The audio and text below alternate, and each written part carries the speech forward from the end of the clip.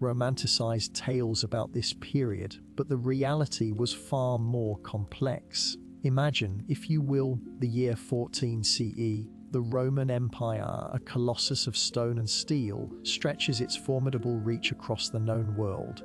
And you, a centurion, find yourself standing on the precipice of a life you never knew you were meant to live. Your awakening isn't gentle, it's a jarring, violent expulsion from oblivion. The first sensation is the biting kiss of the numbing frost that turns your fingers clumsy and slow. You expose skin of your face and hands. You gasp a ragged, involuntary sound, and your lungs burn with the thin, frigid air. Coarse wool of your tunic, a far cry from the soft fur lining that whispers of luxury and warmth you might associate with comfort.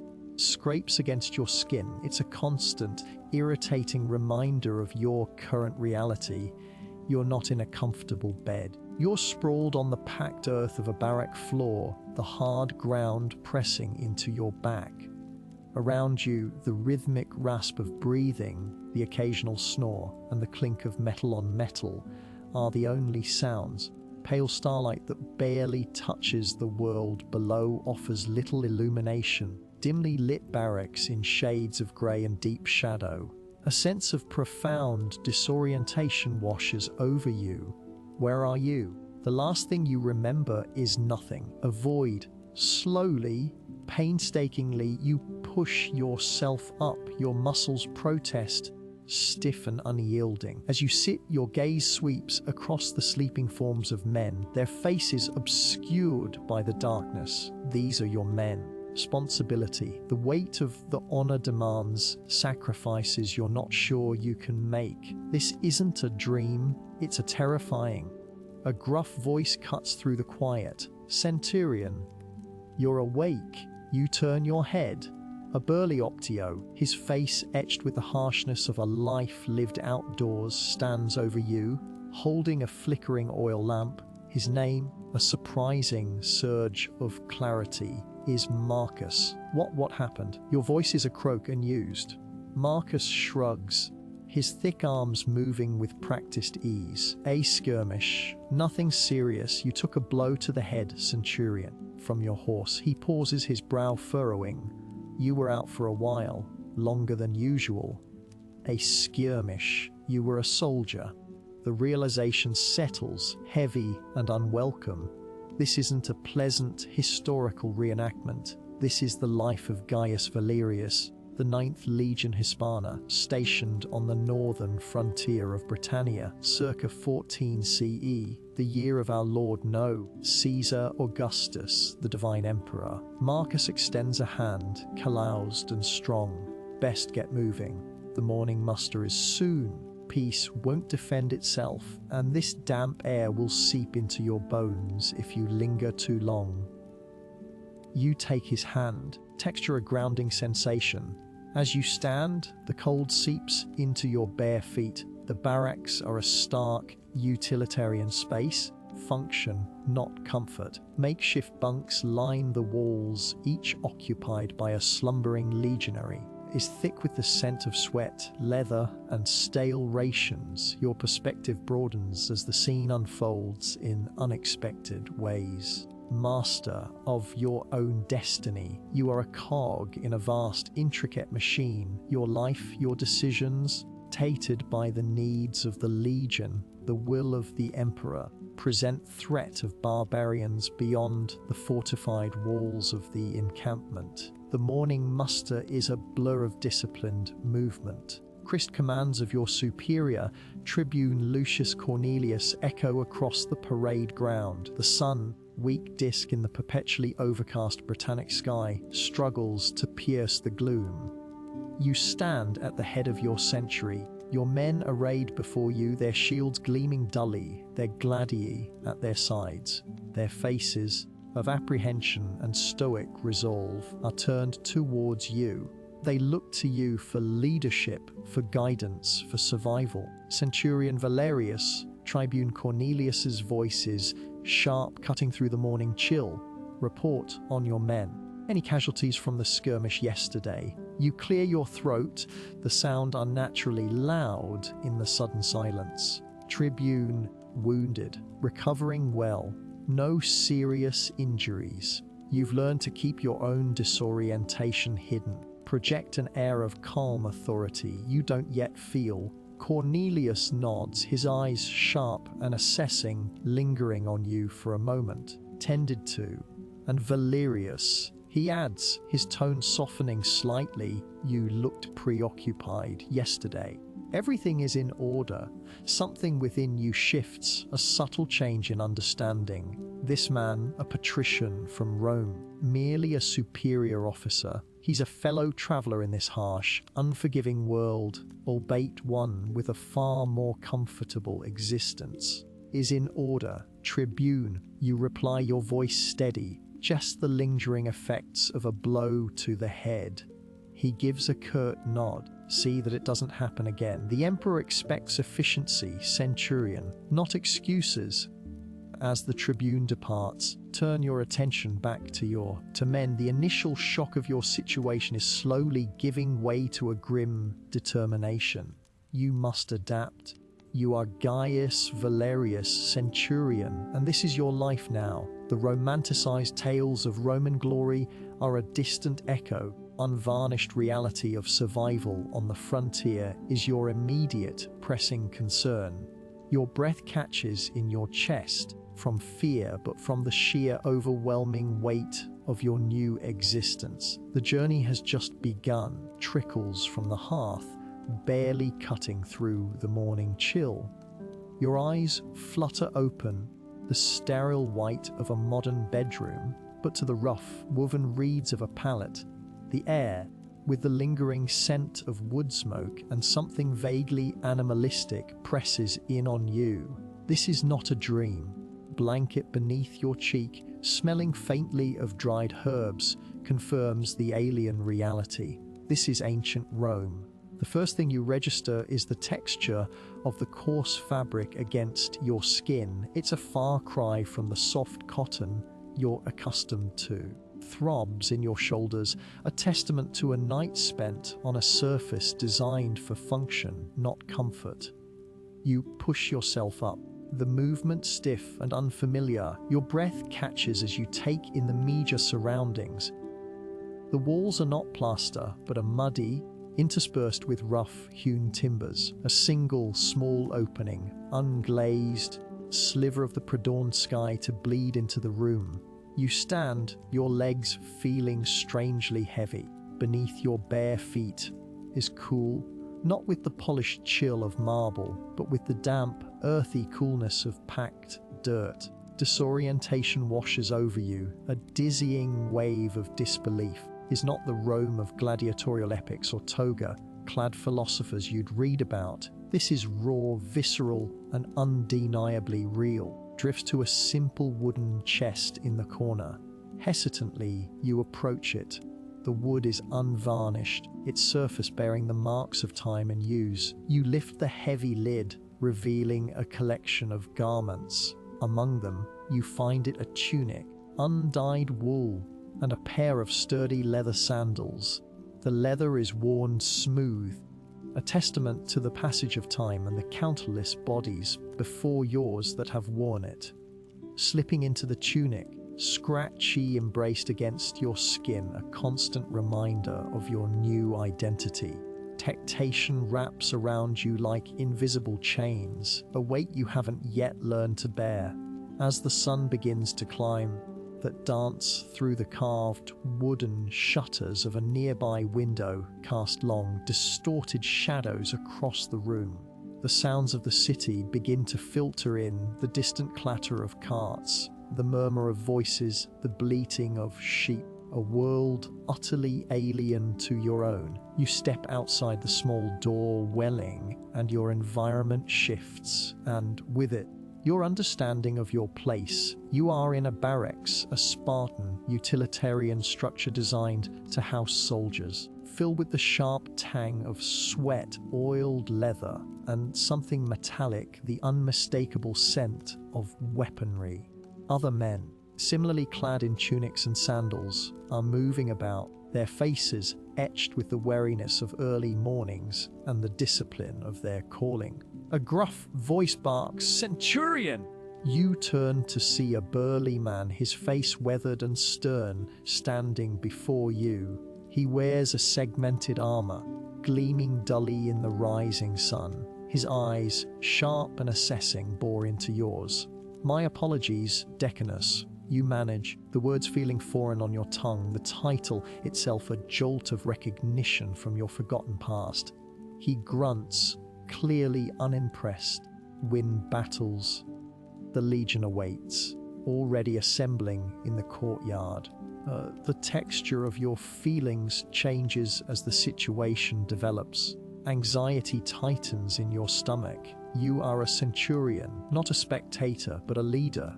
The responsibility is immense. You are ill-equipped to carry. You follow the Decanus through a bustling courtyard. Soldiers, lean and hardened by constant training, are moving with practiced efficiency. The air hums with a low thrum of activity. Metal on metal, the sharp bark of commands. You see men sharpening their gladii, others meticulously cleaning their scooter. Assembly point, a wave of faces turns towards you. These are your men.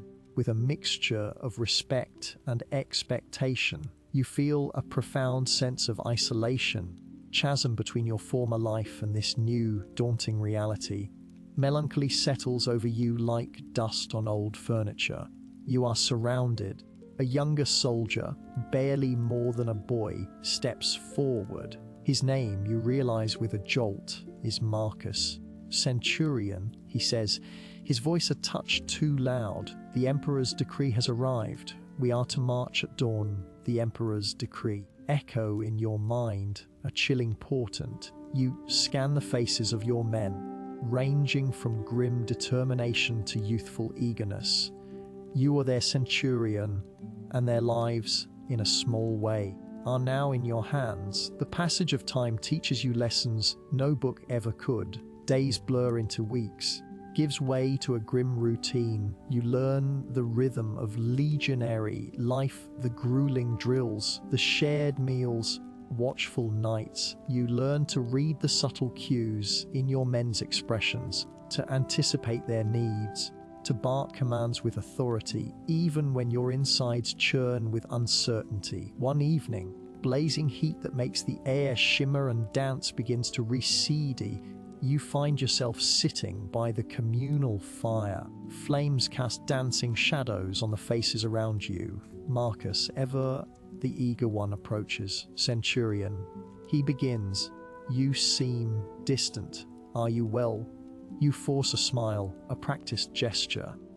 Just contemplating the road ahead, another soldier, a grizzled veteran named Lucius, joins them. "The road ahead is always uncertain, Centurion. With you leading, we have faith." His words, meant to be reassuring, only deepen the hollowness within you. Faith in what? Who is a stranger to himself? The weight of expectation wraps around you like invisible chains, tightening with each passing day. Just a soldier. You are a centurion in the Roman legion, stationed on the northern frontier of the empire, where the barbarians are ever present and the cold bites deep. The year is 79 AD. The emperor is Vespasian, Roman centurion, the loneliest soldier in the legion. That would shatter the very foundations of this world if revealed. Your former life, your memories, faded tapestries, their vibrant colors leached away by the harsh realities of this ancient existence. You are a ghost in a world that demands your absolute presence. The cold seeps into your bones, stark contrast to the blazing heat of the Roman sun you vaguely recall. You pull your rough-spun cloak tighter, the worn leather that has molded to countless bodies before yours, offering little comfort against the biting wind. The stars above are alien, constellations unfamiliar. You are on the edge of the known world, a world that is slowly, inexorably becoming your own, that gnaws at you. The question that keeps you awake in the deepest hours of the night is not how you got here, supposed to do here. The weight of command, the burden of leadership presses down on you, a constant, unyielding pressure. The march begins, and you, the Centurion, must lead. What if your day began not with coffee, but with the sound of distant bells, the cheerful chime of a modern clock tower, but a resonant, mournful clang that seemed to vibrate deep within your very bones? You stir, disorientation clinging to you like a damp shroud. The air is thick, scent of wood smoke and something else, something metallic and vaguely acrid.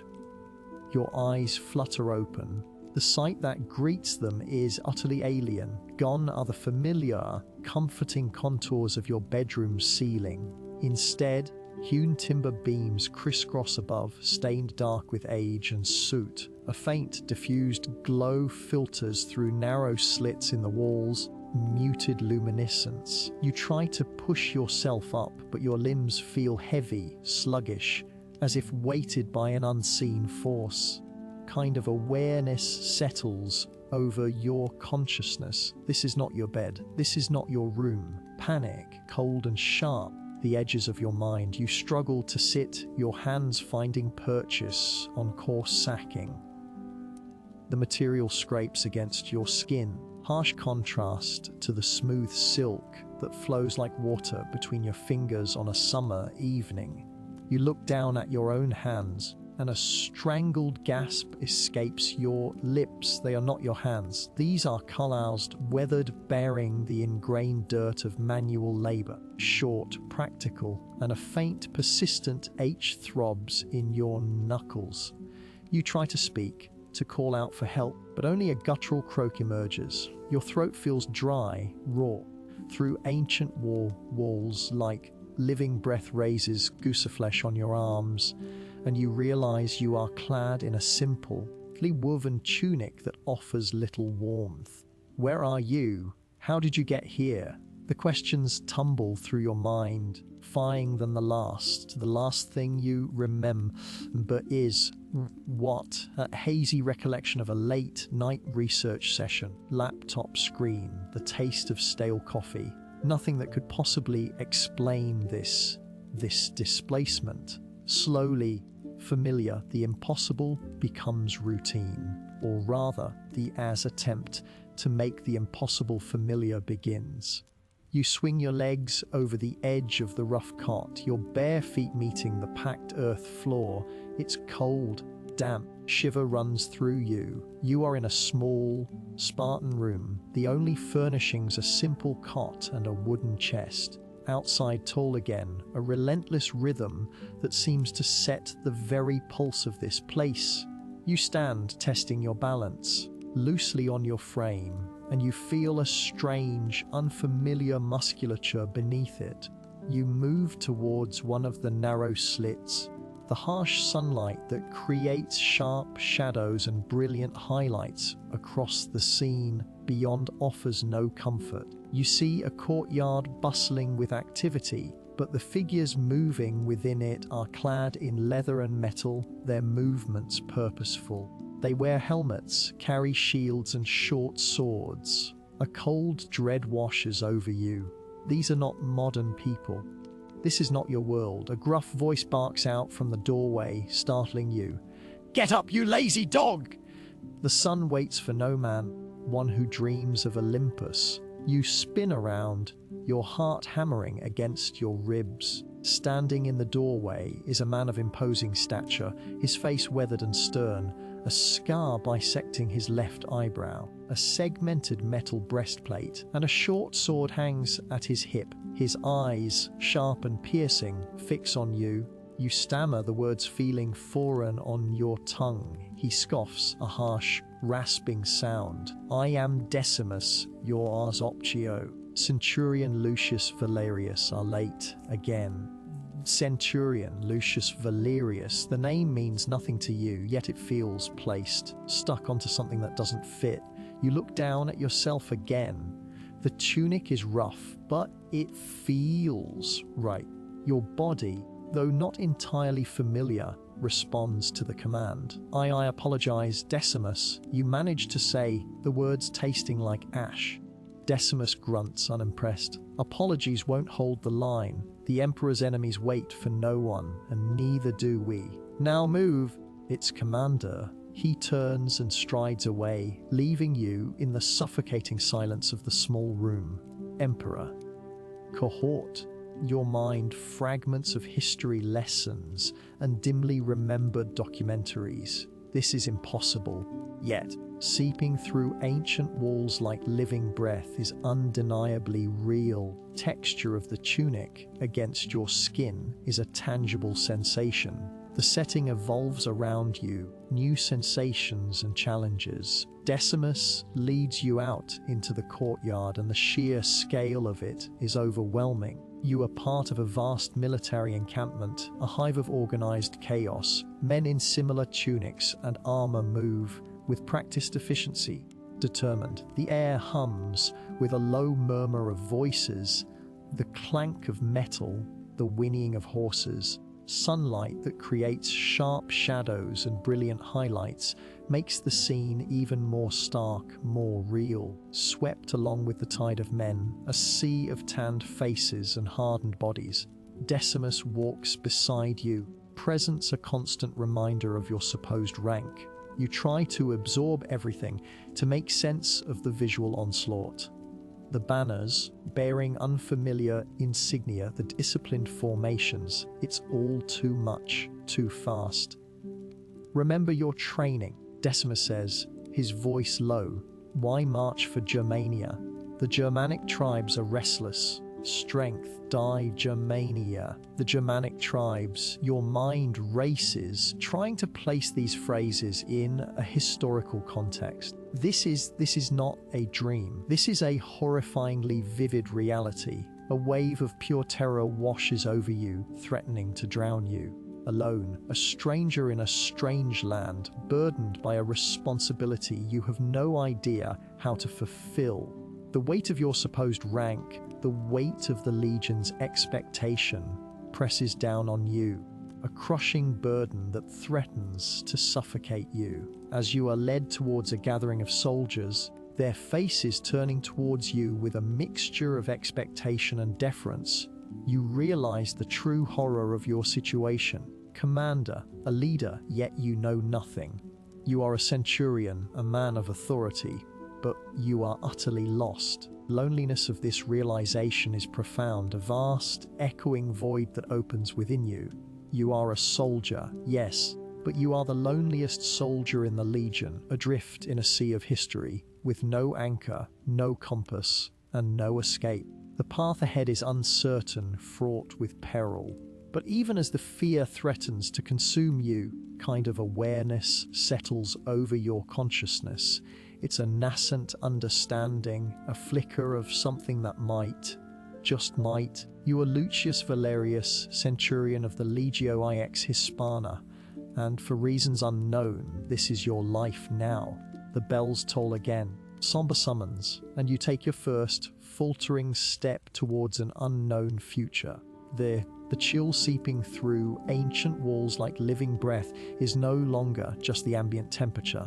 It's the cold reality of your new existence. Picture yourself wrapped in heavy fabrics as the chill bites through stone walls. The air, lingering scent of wood smoke, and something vaguely metallic, sweat, perhaps, or the tang of blood, offers no comfort in your familiar bed, nor your familiar world. The crisp cotton that still holds the memory of the loom feels alien against your skin, a stark contrast to the soft linens you'd expect. Isn't a dream, it's a brutal awakening. Your first conscious thought, after the initial shock of unfamiliar surroundings, profound disorientation. The sounds are what truly anchor you to this new, terrifying reality. The distant clang of metal on metal, the sharp bark of commands, the low murmur of 1,000 voices speaking a language you only dimly comprehend. Gentle awakening of birdsong you're accustomed to, but the harsh symphony of a military camp preparing for the day. Your attention shifts as the environment around you transforms. You are no longer in a dimly lit chamber, in the center of a sprawling courtyard that promises new beginnings, glinting off polished shields and the sharp edges of gladiator. The sheer scale of it is overwhelming. Rows upon rows of soldiers, clad in segmented armor that gleams dully, stand at attention. Their faces, grim, are a testament to a life lived under constant threat. You are in a Roman legion, not as a spectator, as a curious observer, but as one of them. More than that, you are a centurion. The weight of that realization settles upon you, a physical burden, but a profound, soul-deep responsibility. The legacy haunts your choices like a persistent ghost, past glories and future failures. Decimus, a veteran tribune with a face carved by hardship and a voice like grinding stones. His eyes, sharp and assessing, sweep over you, lingering for a moment on your unfamiliar gait, your hesitant posture. He acknowledges, his tone devoid of warmth. The men await your inspection, does not grant us leisure. His words are a stark reminder of the precariousness of your new existence. Not spent honing your skills or strategizing is a moment closer to a violent end. Inner world reshapes itself to match these new realities. Romanticized notions of glory and honor that might have flickered in your mind are quickly extinguished by the sheer practicality of legionary life. This is not a stage for heroism, it is a crucible. The constant drills, maintenance of equipment, the rigid adherence to discipline, it's all geared towards one purpose: survival, execution of orders. The morning routine is a blur of activity. Oversee the distribution of rations, a hearty but unappetizing mix of grain, dried meat, and sometimes a small portion of cheese. The soldiers eat with a silent efficiency, their movements economical, their focus solely on fueling their bodies for the day ahead, trying to discern their mood, their readiness, their unspoken concerns. It's a skill you must cultivate. Read the subtle cues of men who have seen too much, endured too much. The seasons change, and with them, standing deepens. Weeks pass, marked not by changing fashions or social gatherings, but by the relentless cycle of training, marching, and the ever-present threat of skirmishes. You learn the names of your men, not by casual introduction, by their performance in the field, their resilience in the face of adversity, their loyalty to the eagle. You learn that a legion is not just a collection of individuals, but a single, formidable organism, each part vital to its survival. To noon, during a grueling march through a dusty plain, a young legionary, barely more than a boy, stumbles, his pack weighing him down. He looks up at you, his face a mask of exhaustion and fear. Before you can even formulate a command, another soldier, a grizzled veteran named Titus, steadies the boy and helps him regain his footing, offering a gruff but encouraging word. It's a small act, almost insignificant in the grand scheme of things, but it speaks volumes about the bonds that form within the legion. Rely on each other, not just for survival, but for their very humanity. Your attention shifts as the environment around you transforms. The dusty plains give way to the imposing fortifications of a newly conquered territory. The air here is different. The defeated scent of a people recently brought under Roman dominion. You and your men with a mixture of resentment and apprehension. You are the embodiment of their subjugation, force of an empire that demands obedience. You find yourself in council with Decimus and a few other officers, discussing patrol routes and the potential for unrest. The conversation is direct, pragmatic, and devoid of any sentimentality. The whispers in the marketplace speak of a planned uprising, Decimus states, his gaze fixed on a rough map spread across a wooden table. Afford to be complacent. Doubt creeps through your consciousness like morning fog. Can you truly lead these men? The necessary ruthlessness, the strategic acumen, the sheer force of will to guide them through the inevitable bloodshed. Command feels heavier than any armor. You recall a conversation with a seasoned Optio, veteran with eyes that had seen the horrors of countless campaigns. He'd spoken of the Centurion's burdens. You are the shield and the sword. You stand between your men and the enemy, and between your men and their own despair. Be unwavering. Your own heart falters. For the penetrating warmth that seems to reach your very bones comes not from a hearth, from the shared experience of the Legion. It's the warmth of camaraderie forged in the fires of battle, quiet understanding between men who have faced death together. It's a fragile warmth, easily extinguished, but for now it sustains you. You realize that the true harsh reality of the Legion isn't just the physical danger, but the immense psychological toll. Constant exposure to violence, the necessity of making life or death decisions, detachment required to remain effective, it all chips away at your humanity. You are a soldier first, a man second. As a Centurion, you are the loneliest soldier in the Legion, bearing the weight of responsibility for the lives of dozens of men. To truly share the burden, the days bleed into weeks, and the rhythm of legionary life becomes ingrained. You've learned to anticipate the enemy's movements, to read the subtle shifts in the terrain, understand the unspoken language of your men. You've witnessed acts of incredible bravery and moments of profound despair. You've learned that the greatest weapon of the Legion is not its discipline or its weaponry, but its unwavering cohesion, breakable bond between its soldiers.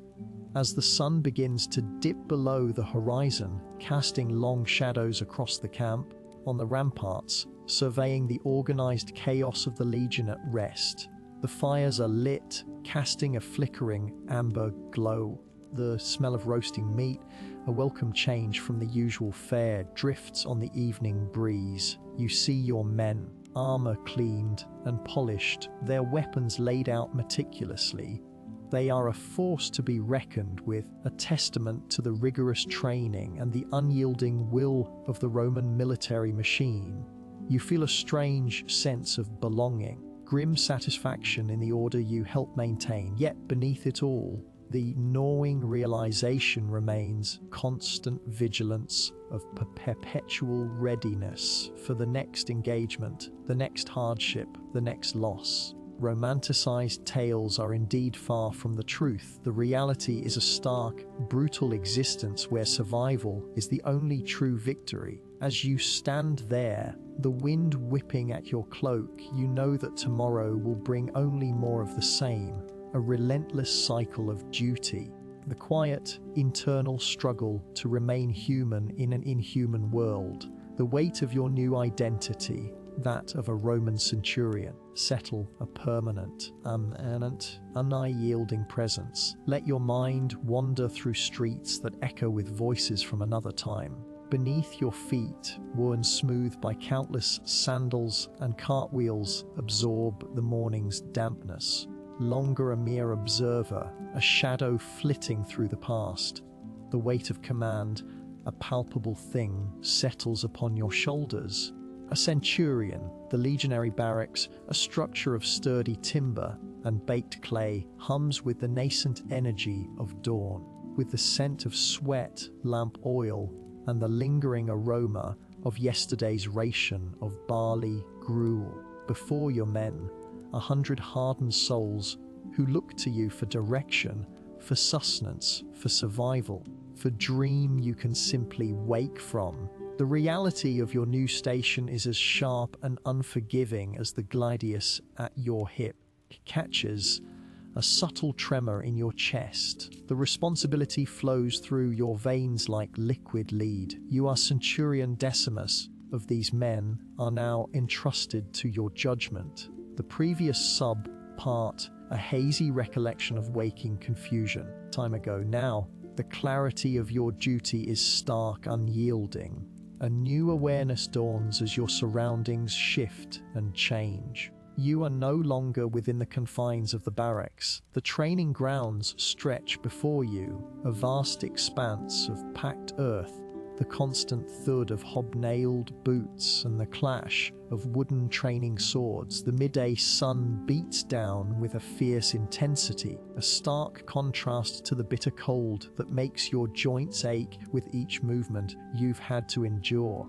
This is where discipline is forged, courage is tested, and where the mettle of a legionary is proven. Your second in command, a grizzled veteran named Titus, approaches with the lines of countless campaigns. He carries a rolled parchment, its edges frayed, seal bearing the insignia of the legion, Centurion Decimus. Titus begins, his voice a low rumble. Orders from Legate Valerius, needed along the northern road near the Dacian border. Reports of unrest.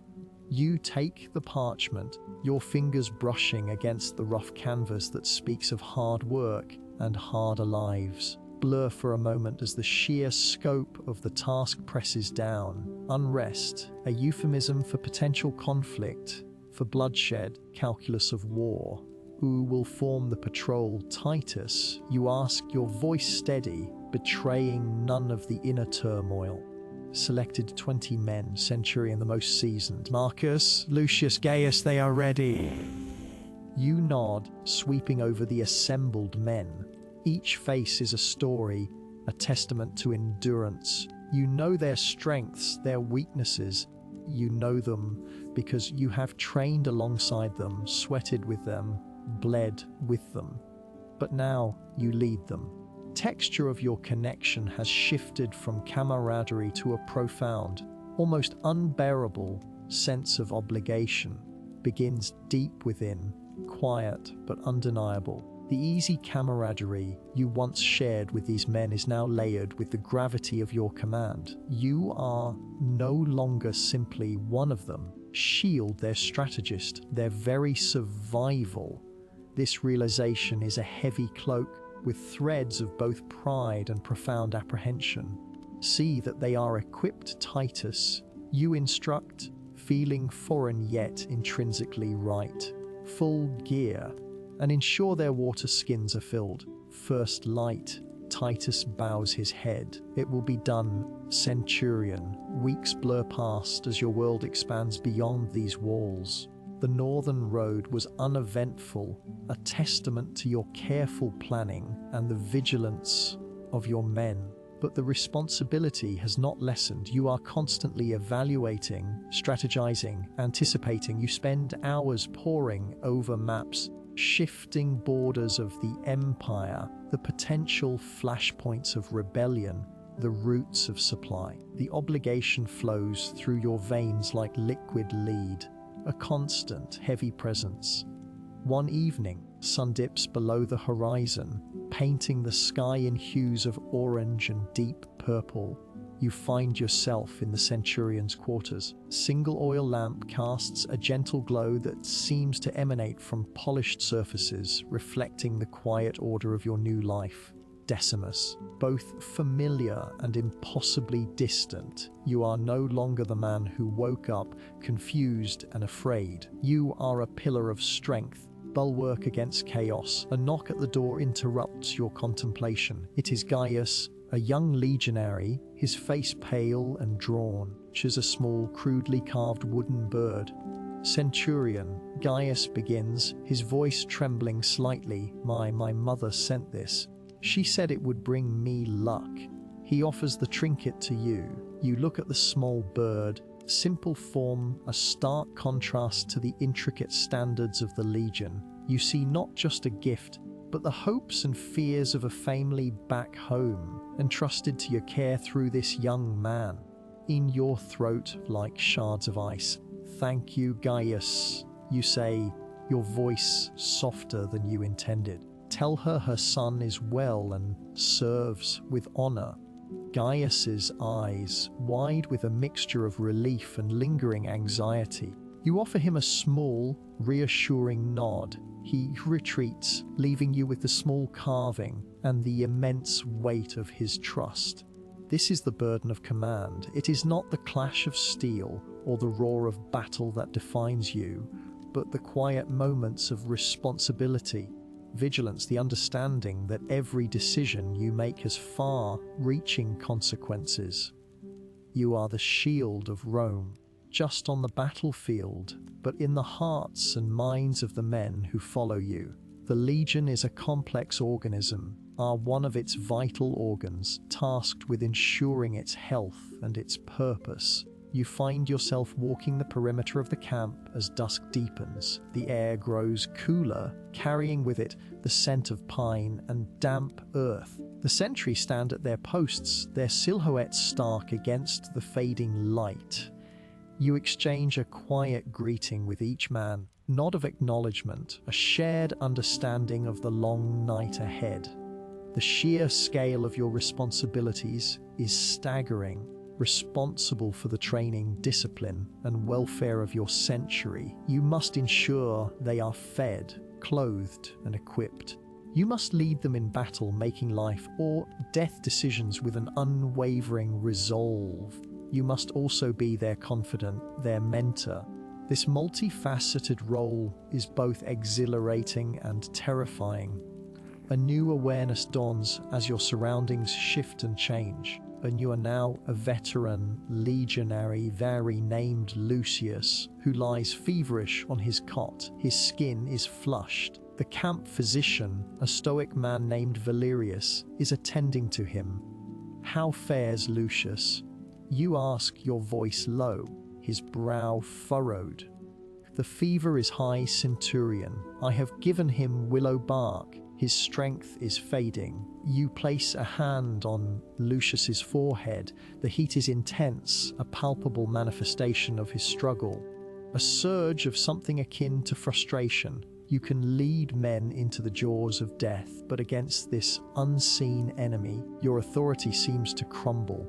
"Is there anything more we can do?" you inquire, the obligation flowing through your veins like liquid lead. "Find a solution."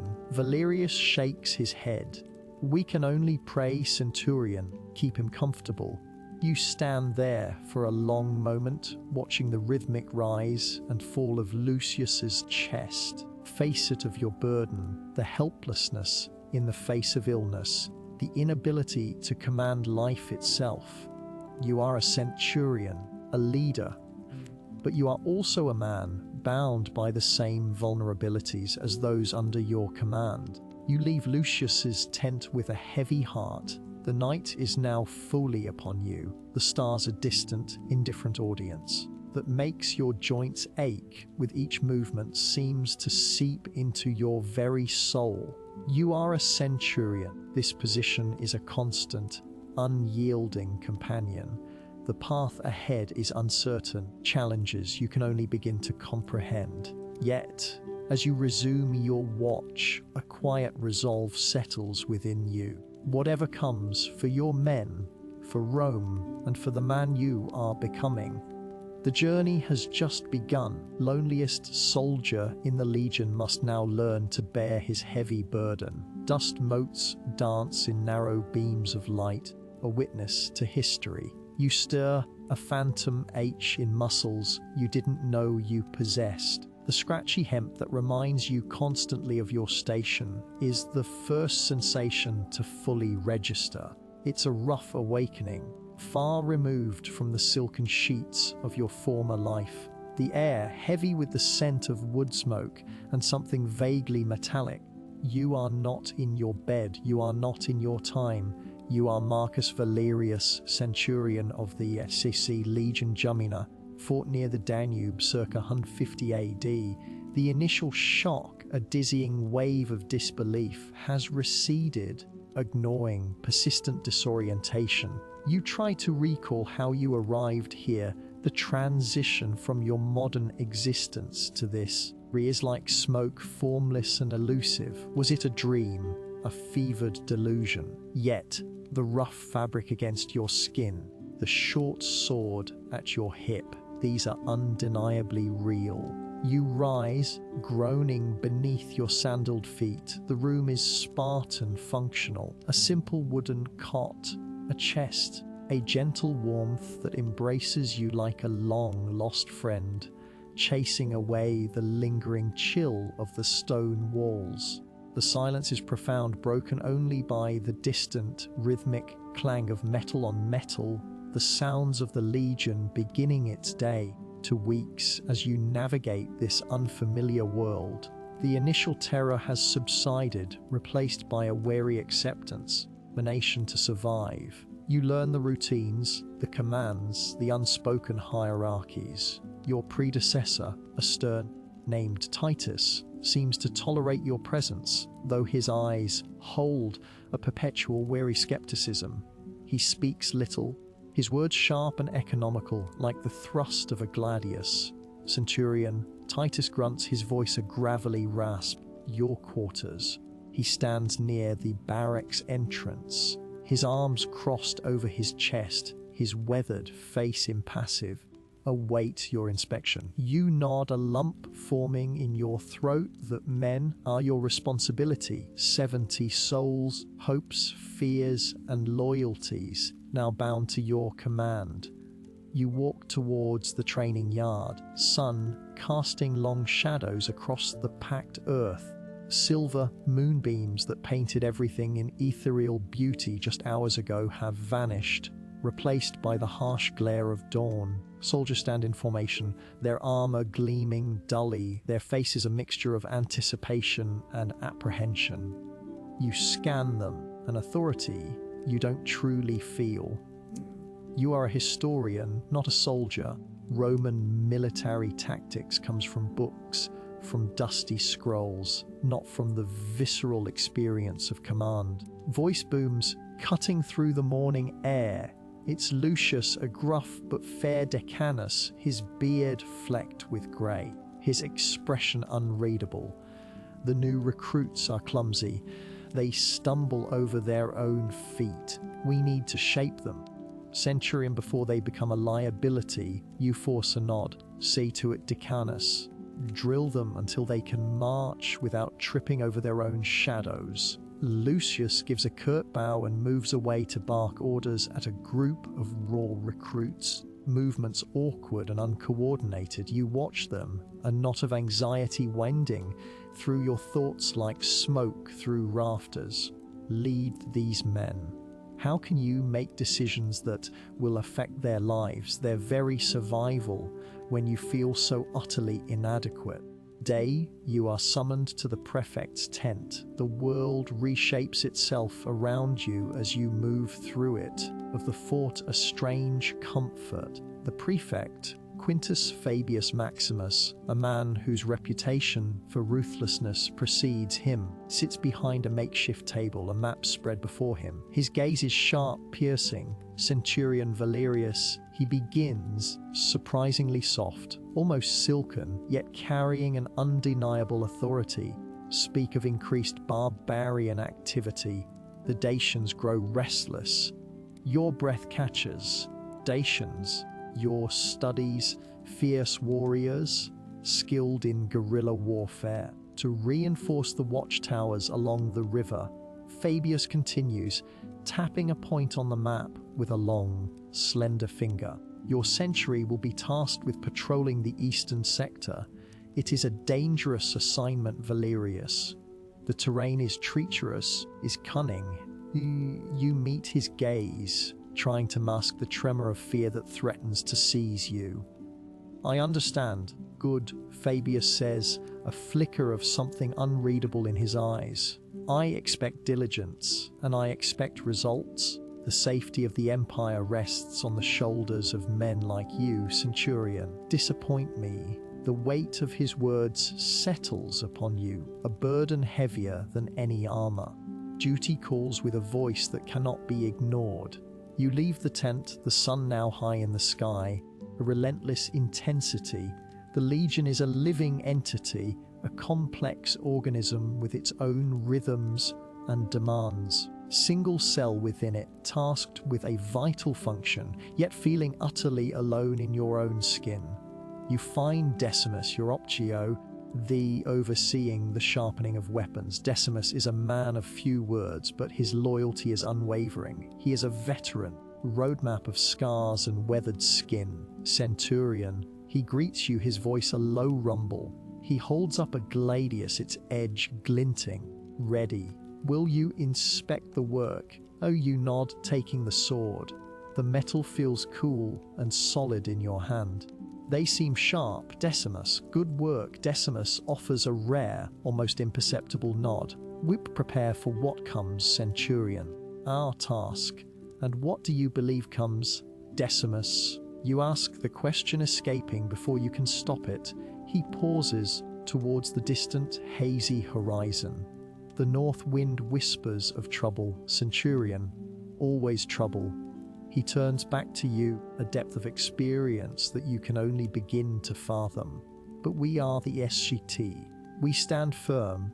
His simple faith, his unshakable resolve is both comforting and terrifying. You are the leader, yet you feel like the student, trying to decipher the unspoken language of this world. You are the Centurion, but you are also the loneliest soldier in the Legion, a stranger in a land that demands your absolute commitment, your unwavering courage. Stretch out, filled with the unknown, with the constant threat of conflict, gnawing realization that you are utterly, irrevocably on your own. Landscape transforms as new realizations emerge. This is not a game, not a historical reenactment. This is your life now. Survival of those under your command, and perhaps the very fabric of this frontier, rests on your ability to become the soldier you never were, the leader you never imagined. The weight of this responsibility is immense, pressure that shapes your every thought, your every action. You are the Centurion. Your isolation is the loudest sound in the Legion. Heavy fabrics brush your skin as you shift, telling its own story. Coarse linen that scratches against your skin is a stark contrast to the soft silks you recall from your previous existence. Chill of the stone barracks seeps into your bones, a constant reminder of your displacement. You are no longer Professor Alistair Finch. You are now Centurion Titus Valerius, a man forged in the crucible of Roman military life. From abstract knowledge to visceral experience is proving to be a brutal teacher. The drills are relentless, barked with an authority that brooks no argument. Your mind, accustomed to dissecting historical texts, struggles to process the raw, physical demands. You've spent years studying Roman military formations, ballot of shield and gladius, the disciplined march of the legions. Knowing the theory is a universe away from executing it, while a hulking legionary, whose name you can barely pronounce, shouting at you to keep your shield up. Decimus, your optio, a man with a face etched by sun and scar, watches you with a hawk's intensity. He sees the hesitation in your movements, the flicker of confusion in your eyes. He doesn't understand your internal turmoil. Performance is lacking. Valerius, are you dreaming of Venus again? Decimus's voice, rough as gravel, cuts through the morning air. Your pilum is a feather in your hand. Lift it! Strike with purpose! You grip the pilum, shaft smooth and worn from use. The weight of it, though less than a modern rifle, feels immense, a burden of responsibility you're not yet equipped to carry. You attempt to mimic the practiced motion, arc that sends the javelin whistling through the air. Yours feels clumsy, awkward. The pilum thuds into the practiced target, tation of the deadly thrust it's meant to be. Pathetic, Decimus scoffs, striding towards you. He grabs your arm, iron, and forces your stance wider. Feet apart, shoulder braced. Imagine the barbarian before you.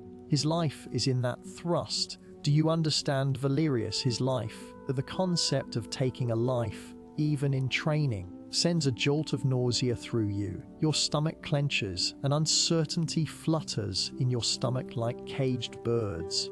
Reenactment. This is the grim reality of survival. Fabius, a veteran legionary whose beard is streaked with grey, nod as he passes. Don't mind Decimus Centurion.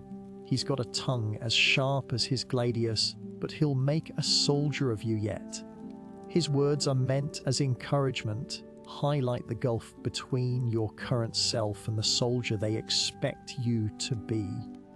Gradually, almost without noticing this new reality, the days bleed into weeks, sunrise bringing with it the familiar clang of armor and the endless repetition of drills. Coarse linen that scratches against your skin becomes less of an irritant and more of a second skin. Radiating from sun-heated stone beneath your feet becomes a comforting sensation after the biting morning air. Ache with a constant dull throb, but they also grow stronger, more resilient. You learn to anticipate the commands, for your conscious mind can fully process them. The fear that once gripped you begins to recede, replaced by a grim determination. Still an outsider, a man adrift in time, but you are also a centurion, and that title carries its own weight. Its demands directly into your soul. The space around you opens up, revealing new layers of complexity. You are moved from the raw recruits' barracks to a more senior contingent. Your new cohort is a seasoned group, as a testament to years of campaigning. They regard you with a mixture of suspicion and grudging respect. You're your lineage or your past life, but through your current performance. One evening, soft candlelight that transforms the ordinary into something magical flickers in the mess hall. Yourself sharing a bench with Lucius, a seasoned centurion from another cohort. He's a man of few words, fixed on some distant horizon, perhaps reliving past battles.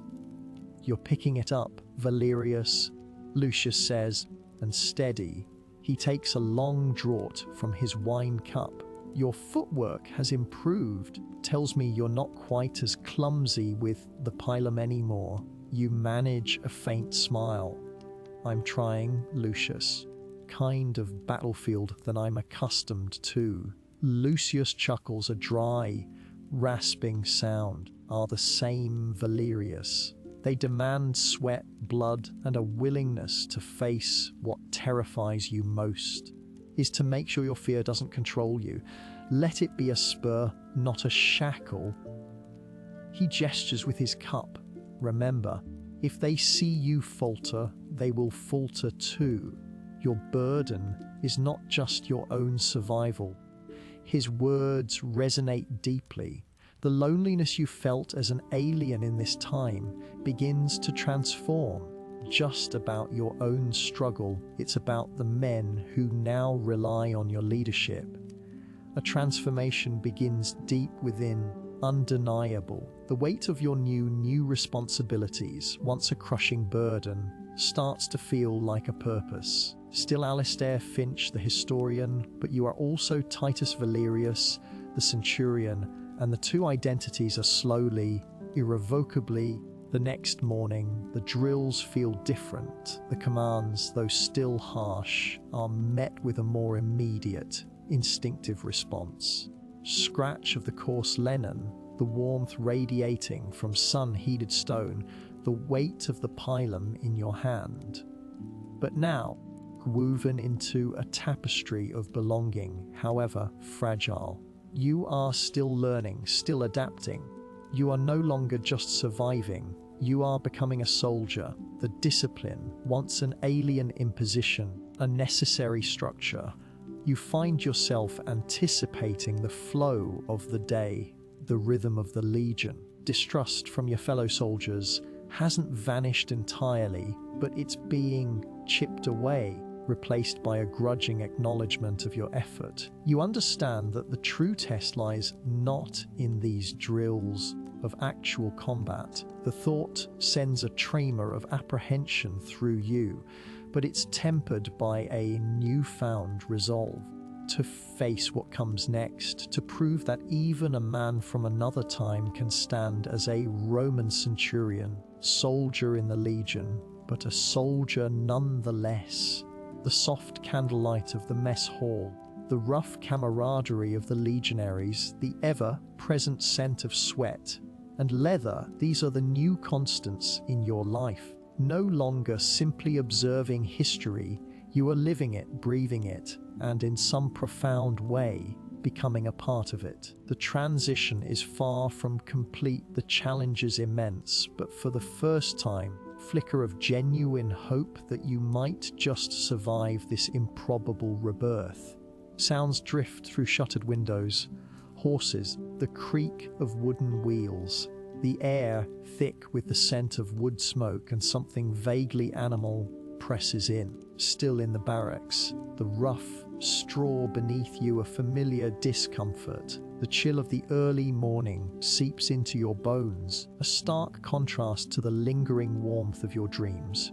You blink, the harsh reality of your new existence settling in like a shroud. The Centurion, the utter, crushing isolation. The days that follow blur into a rhythm you begin to understand. The dawn bugle, gruff commands, the endless drills. You move through it all like a phantom, your mind 1,000 miles away. The sheer impossibility of it all. You are Gaius Valerius Corvus, Centurion of the 10th Legion, in the fires of Roman discipline, yet you are not. You are, in essence, an imposter, a ghost inhabiting a Roman body. Disconnect gnaws at you, a persistent ache behind your eyes. The other soldiers, those men who have served under your command for years, fragmented memories are to be believed, watch you with a peculiar mixture of deference and suspicion. Their gazes linger a moment too long, their whispers, though muted, seem to carry a weight of unspoken questions. Decimus, your Optio, faces a roadmap of countless campaigns, approaches you with a scroll. His brow is furrowed, his usual bluntness tempered by an unfamiliar hesitation. Centurion, he begins, his voice a low rumble. The scouting report from the northern frontier has arrived. The Germanic tribes, they grow restless. You take the scroll, brushing against the rough parchment. The ink, a deep earthy brown, seems to pulse with a life of its own. Cramped Latin, a language that, miraculously, you understand with an innate fluency, yet the meaning feels alien, distant. You feel no surge of pride, no strategic calculation, only a profound weariness. Restless, you echo, your voice sounding unnervingly calm. What do they mean by restless, Decimus? Decimus shifts his weight, his gaze flicking to the faces of the men nearby. Centurion, small skirmishes but more frequent. The villagers speak of strange omens, unnatural shadows in the forests. He lowers his voice. Some say it is the old gods stirring our presence. Oh, you force yourself to meet his gaze. His eyes, the color of polished obsidian, something you can't quite decipher, fear, perhaps, or a desperate plea for reassurance. You feel the weight of accountability echo in every footstep you take, the lives of these men resting on your decisions. When you are so utterly adrift, omens and shadows are for poets and soothsayers. Decimus, you say, a confidence you do not feel into your tone. We deal with tangible threats. What are our legion's strengths in that sector? What are Decimus nods, a sliver of his usual efficiency returning? The 10th is strong, Centurion. Our auxiliaries are well drilled. Supplies are adequate, though the northern roads are challenging. He hesitates again. They speak of your recent distance, Centurion. They wonder if all is well. The unspoken accusation hangs in the air. Your inability to connect. You understand. How could they not feel it? You are a stranger in your own armor. find a battlefield of memories that are not yours, yet feel as real as the stone beneath your sandals. The scene evolves around you, new sensations and challenges. You are now in the courtyard of the Praetorium, the administrative heart of the fortress. Cleaner, carrying the faint scent of blooming jasmine from the nearby gardens. Lucius, veteran who serves as your legate, stands by a weathered stone table, examining a map.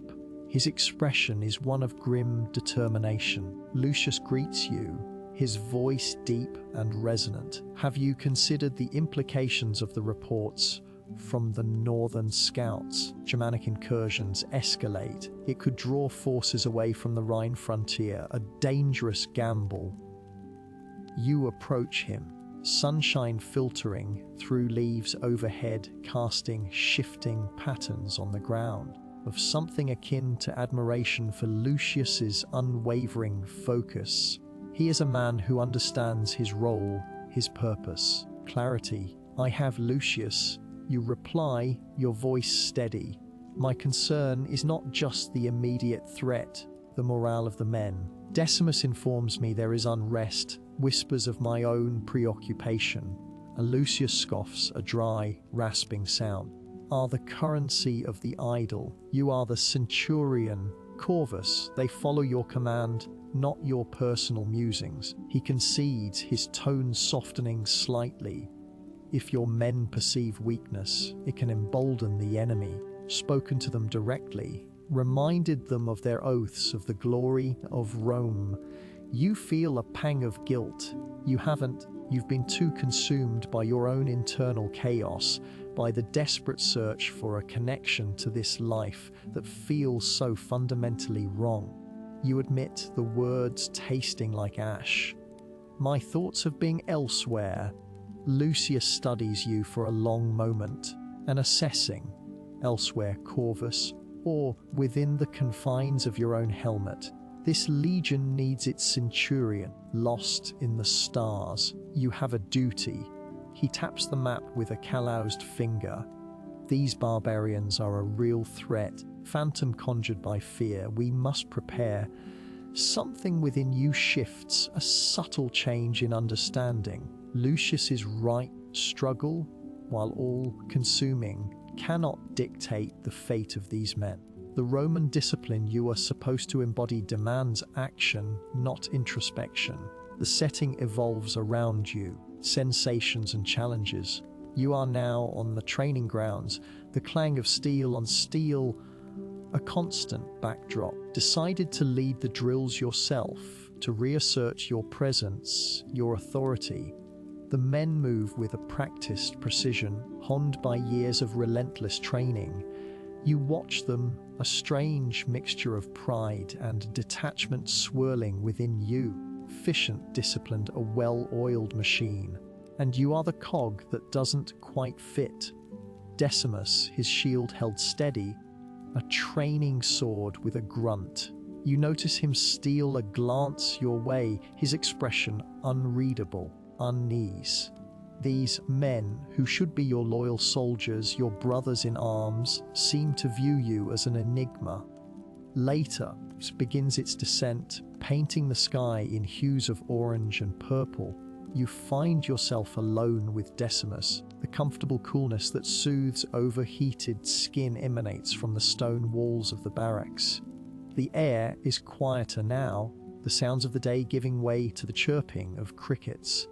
Decimus, you begin, your voice quieter than intended. Their concerns. A Decimus wipes sweat from his brow with the back of his hand. They respect your courage. They have seen you lead from the front. But they also see you wrestling with something.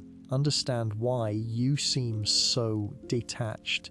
You sigh, the sound heavy with a wariness that transcends physical exhaustion.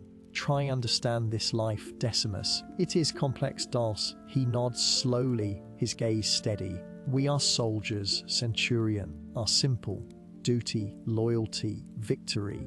Perhaps you are overthinking it. The Germanic tribes are a problem we can solve. We have before. We will again just give the order. His words, so straightforward, so grounded in the reality of this world, with their simplicity. Overthinking. Yes, that's precisely what you're doing. You're trying to apply a modern Michael to a world that operates on a different set of rules, a different understanding of existence. Perhaps you are right, you say, a genuine smile touching your lips for the first time in what feels like an eternity.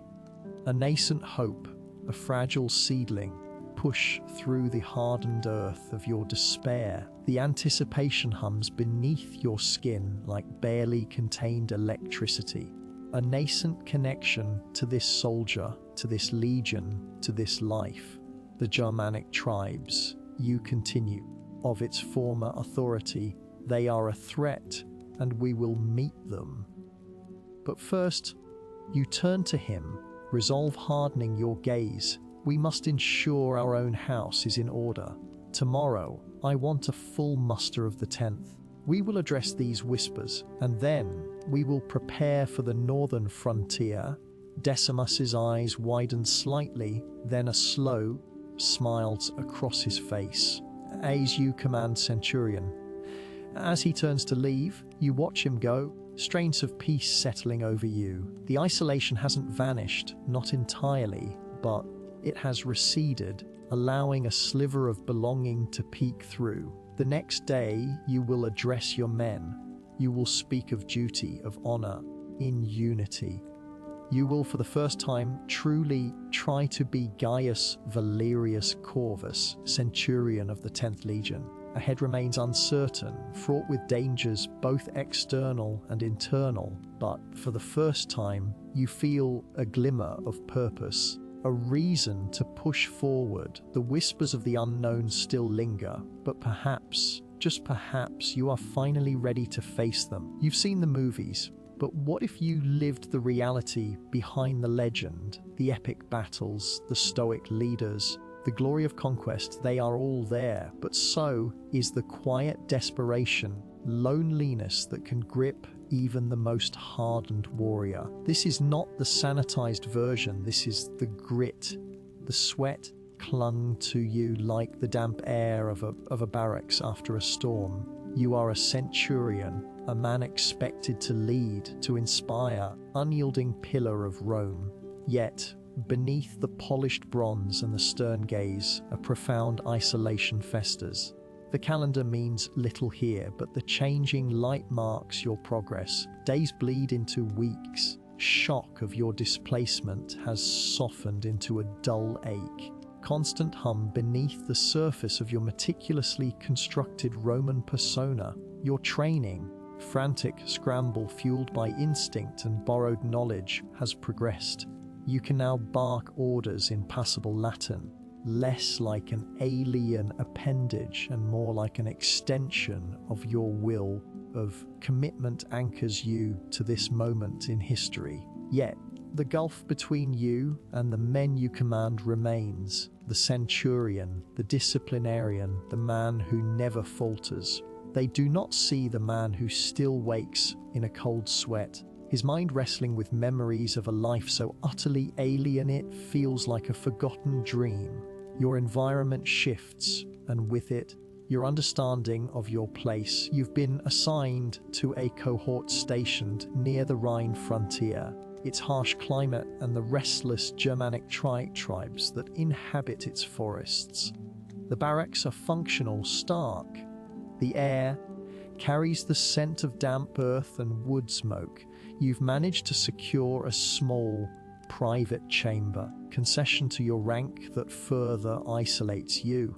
The walls are rough five plaster, the floor packed earth. There's a simple cot, your meager belongings, and a small table. It's a sanctuary of sorts, but also a cage of your feelings changes as the situation develops. The initial terror has subsided, replaced by a grim determination. Survive this. You will understand this. But the underlying loneliness, the profound sense of being adrift, remains. Constant companion, a silent observer of your every action.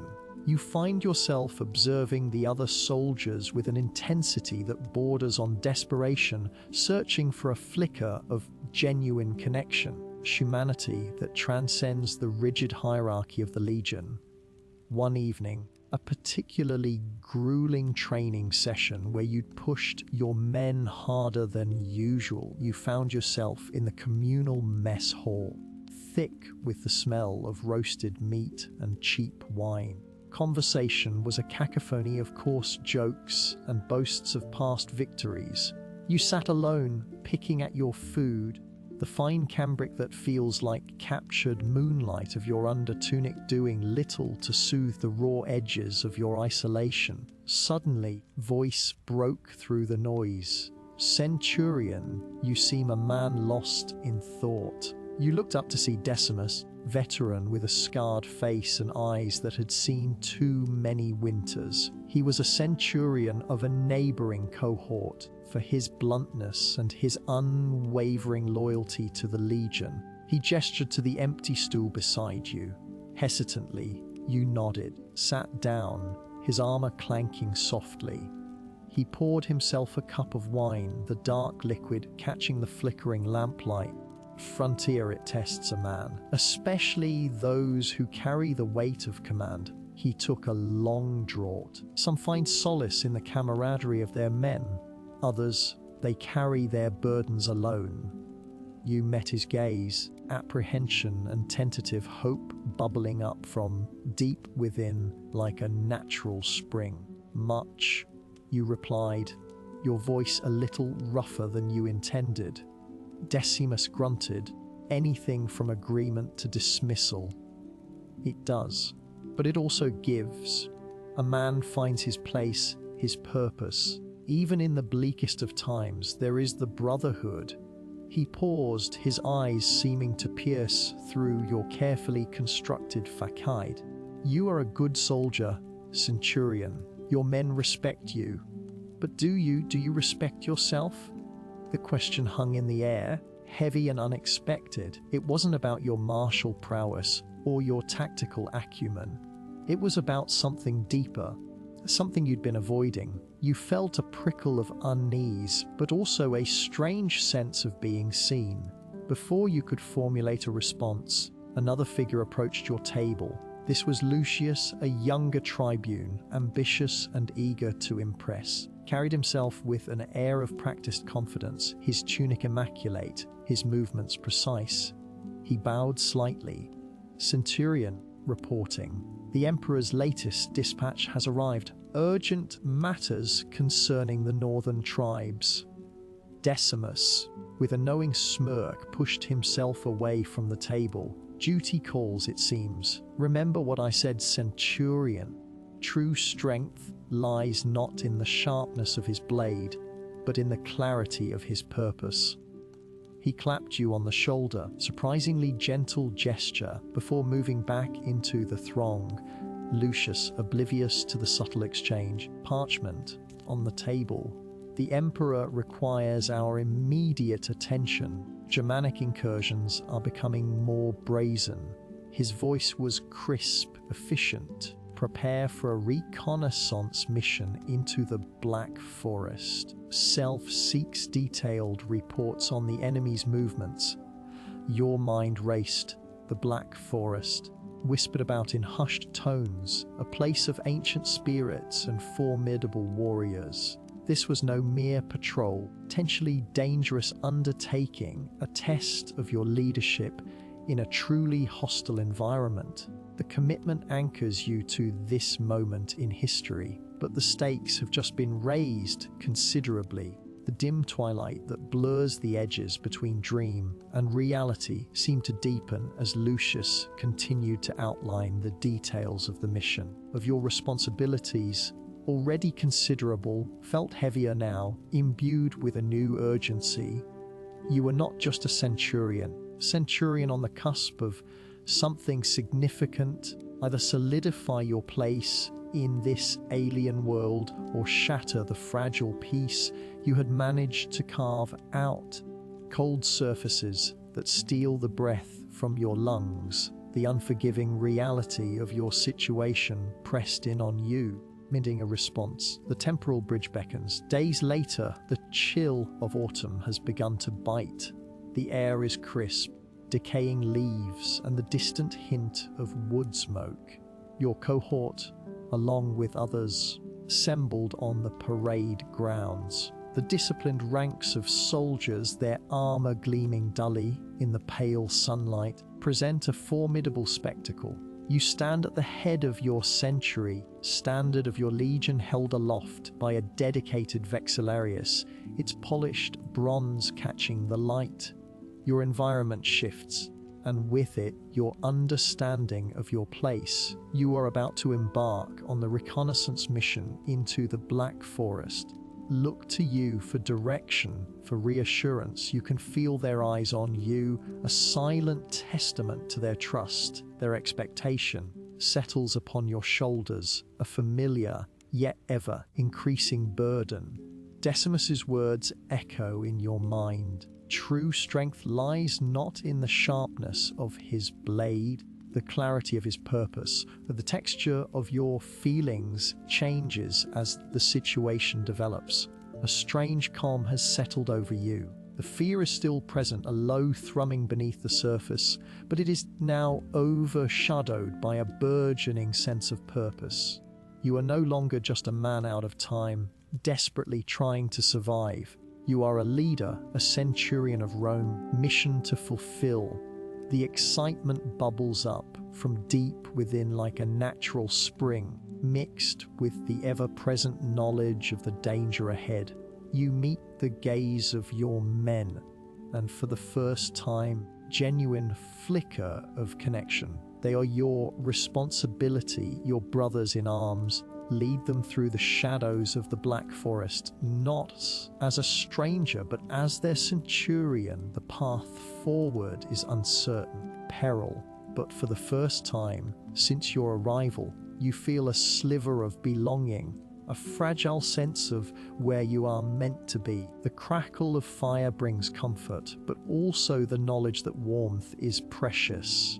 You huddle closer to the brazier, casting dancing shadows across the rough-hewn stone of the barracks. The air, thick with the mingled scents of sweat, wood smoke, vaguely metallic, still feels alien even after weeks of immersion. Caresses your skin with impossible softness, a discarded remnant of some forgotten luxury. Feels like a mocking counterpoint to your current existence. Your hand, calloused and rougher than you remember, instinctively grips the hilt of the gladius at your hip.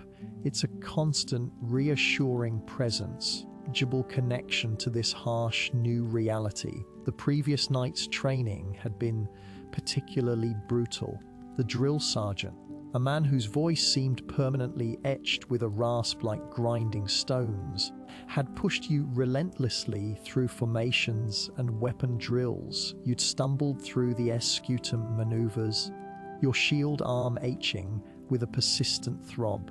The sheer physicality of it all, the constant strain on muscles you didn't know you possessed, exhausting. Yet, beneath the fatigue, a primal resilience was beginning to take root. You were no longer merely an observer in this world, however unwillingly, a foos of emotional bridgie.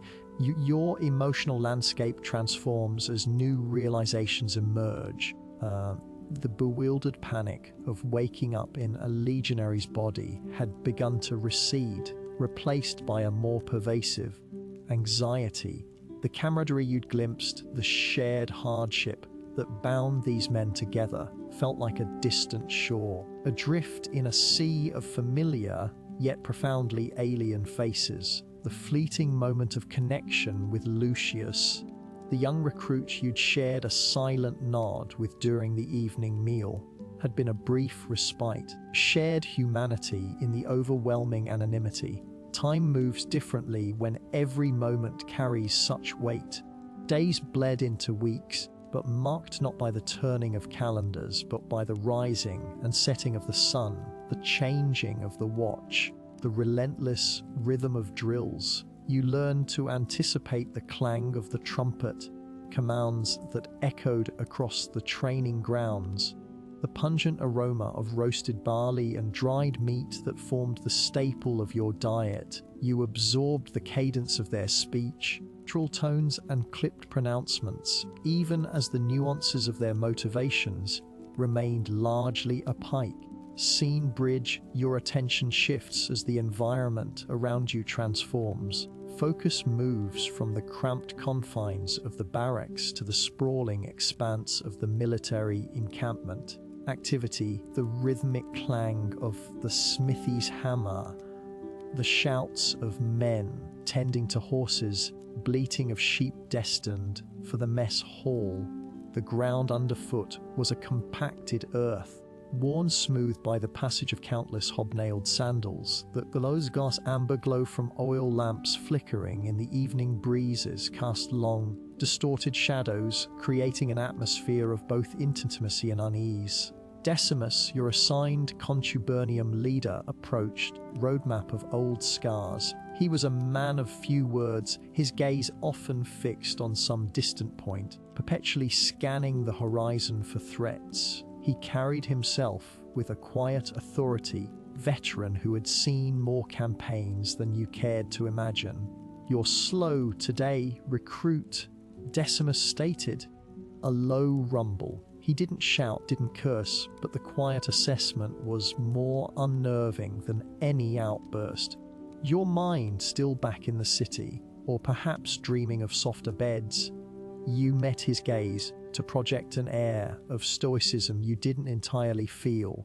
"My mind is here, Decimus. My legs will follow." He grunted, a sound that could have meant anything from approval to outright dismissal. "Good. Legio VA Victrix doesn't tolerate stragglers. Not when the eagles fly." He gestured towards the east, a subtle movement of his chin. "The scouts report movement, not barbarian skirmishes this time."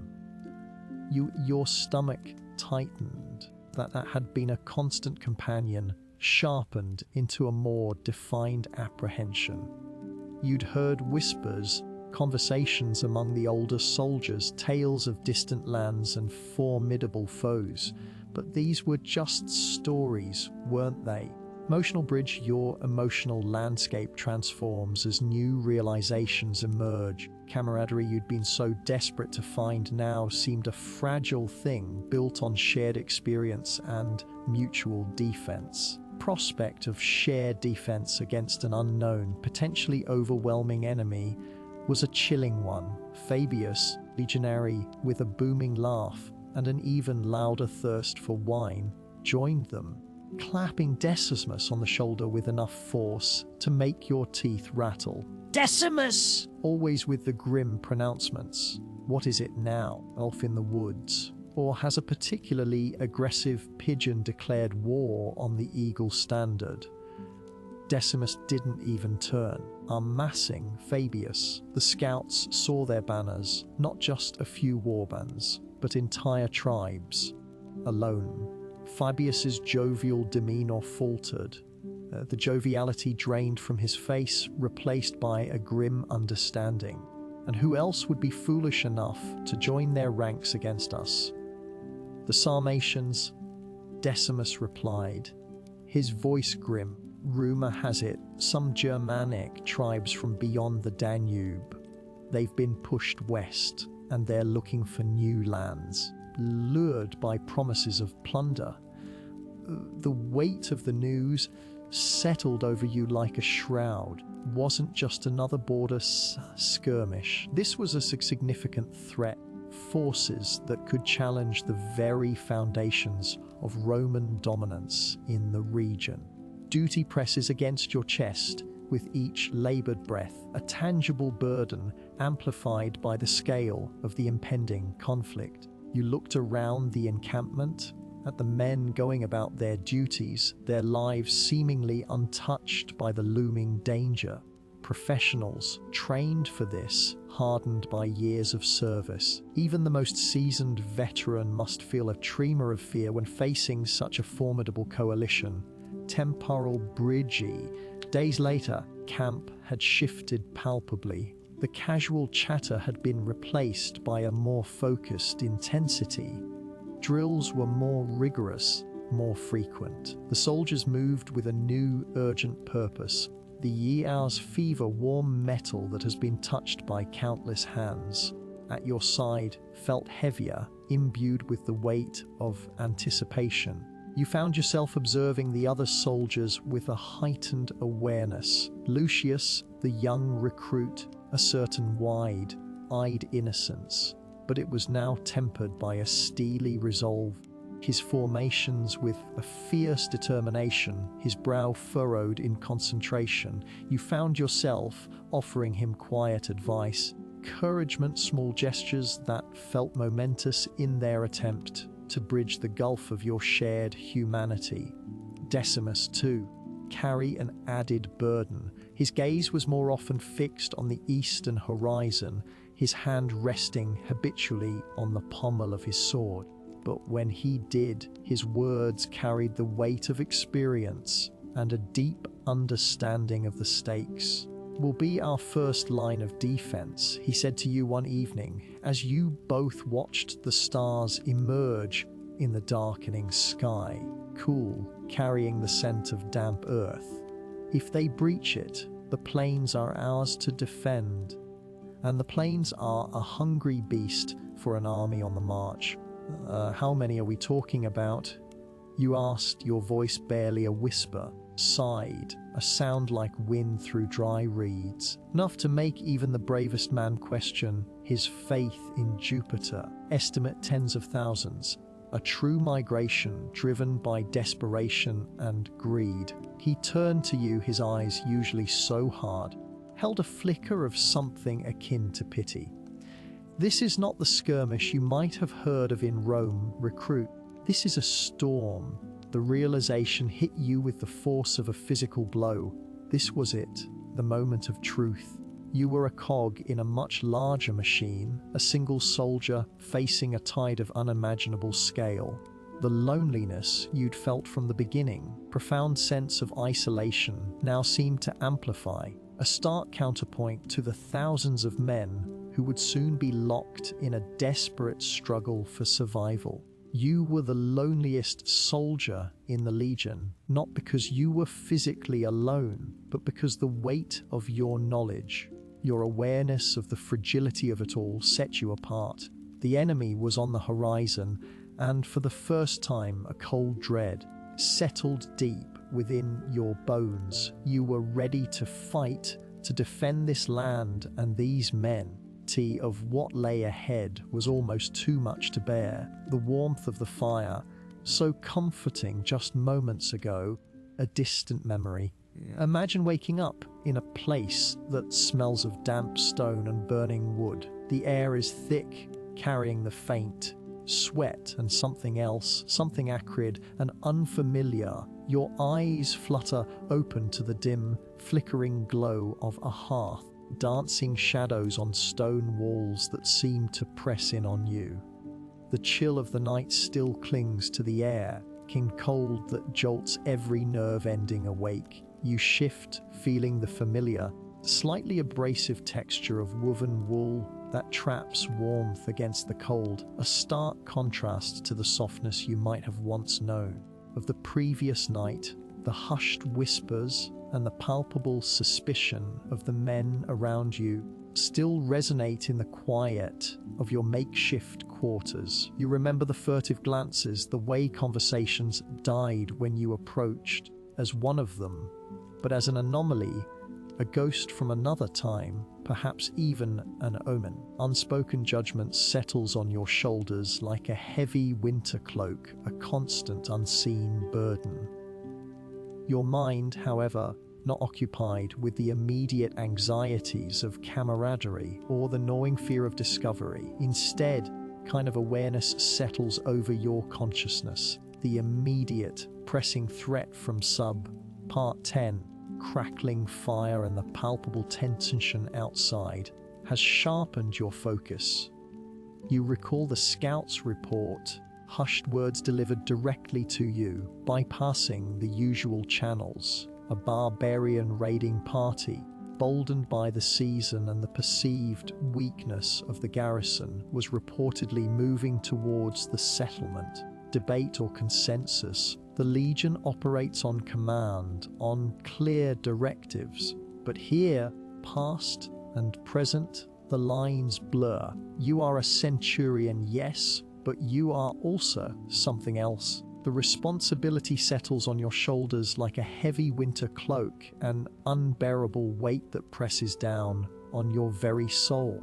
Alone in this decision, making adrift in a sea of faces that do not truly understand you, yet depend on you. You rise, texture of your wool cloak a familiar sensation. The floor beneath your worn leather sandals is cold and uneven. Warm firelight that creates dancing shadows on stone walls offers little true comfort against the internal chill of your isolation. You need to plan. You need to act. The calendar means little here, marks your progress towards the inevitable confrontation. You move towards the small, barred window into the pre-dawn gloom. The sounds drift through shuttered windows, horses, voices, the creak of wooden wheels, the familiar symphony of a Roman frontier post, yet now imbued with a new, unsettling resonance, stirring their routines a comfort in their predictability. But their minds are elsewhere, perhaps on their families, ration their next drink. Your mind, however, is a battlefield of its own, strategizing troop movements, anticipating enemy tactics. Your perspective broadens as the scene unfolds in unexpected ways. Beyond the immediate confines of your quarters, you can sense the larger layout of the fort, the barracks, the armory, the praetorium, all familiar structures. Viewed through a lens of profound detachment, you are an observer, a strategist, moving pieces on a board that feels both ancient and terrifyingly real. The scout, a grizzled veteran named Titus, cautiously, his weathered face etched with the harsh realities of frontier life, carries a perpetual frown, hold a flicker of something akin to respect, or perhaps just apprehension. Centurion, he murmurs, his voice a low rumble. Reports are confirmed. They are close, a dozen riders, maybe more, heading for the western farms. You nod. On the distant tree line. How many men can you gather quickly, Titus? Light cavalry, if possible. Titus hesitates. Centurion, the legate, has not authorized any patrols beyond the walls. The barbarians are known for their ambushes. Unwise to let them slaughter our farmers, you retort, your voice sharp, of having to justify basic defensive measures, even to a seasoned soldier, gnaws at you. This is the cost of your solitary thought. You are making decisions that will impact lives, yet you cannot fully explain the reasoning that stems from your unique perspective. They are our people, Titus. You continue, your voice softening slightly. Steel remains. We cannot abandon them. Gather 20 men, those most skilled with the javelin and the short sword. The eastern gate in 1 hour. Titus opens his mouth as if to protest further, but then closes it, a flicker of understanding, just resignation crossing his face. He bows his head. As you command, Centurion, he turns and melts back into the shadows, barely audible. You turn back to the window. The sky is beginning to lighten, grey bleeding into the eastern horizon. The warmth of the firelight feels increasingly distant against the encroaching dawn. You are the Centurion, but the authority you wield feels precarious, a foundation of unspoken truths and a past no one else can comprehend. A different kind of awareness settles over your consciousness. This isn't just about repelling a raid. It's about establishing a precedent, about proving your worth. about navigating the treacherous currents of command without the anchor of shared experience or understanding, are the loneliest soldier in the legion, not because you are physically isolated, but because your mind operates on a different plane, burdened by knowledge they cannot possess. The calendar means little here, but the changing light marks your progress is approaching. You run a hand over the rough leather of your bracers, the familiar texture a small comfort. You are a centurion, and you will lead, but the silence that accompanies your decisions, the lack of consultation, the sheer weight of knowing you are making these choices alone, is a battle waged in the quiet corners of your mind. A battle that never truly ends. The sounds outside are growing louder now, the clatter of armor, of voices preparing for the day's duties. You can hear the distant neighing of horses, the sharp command of a surgeon. It's the rhythm of the legion, a rhythm you understand implicitly, yet are fundamentally apart from. You can't consult with Decimus, Optimate, who always questions your orders, or Fabius, the loyal but unimaginative standard bearer. Their loyalty is to the legion, to Rome as they know it. Your loyalty and your understanding extends beyond the confines of their world. Your perspective broadens as the scene unfolds in unexpected ways. You envision the terrain outside the fort, the rolling hills, scattered farmsteads, the winding paths the barbarians might take. You see the tactical advantages and disadvantages, the potential choke points, the opportunities for ambush. It's a map drawn in your mind, landscape that dictates your every move. The responsibility settles on your shoulders like a heavy winter cloak, a layer of consequence. You are not just defending a settlement, you are defending a way of life, fragile bastion of order against the encroaching wild. And you must do it without a single word of shared strategizing, the comfort of a second opinion, without the camaraderie of shared risk. Kind of awareness settles over your consciousness.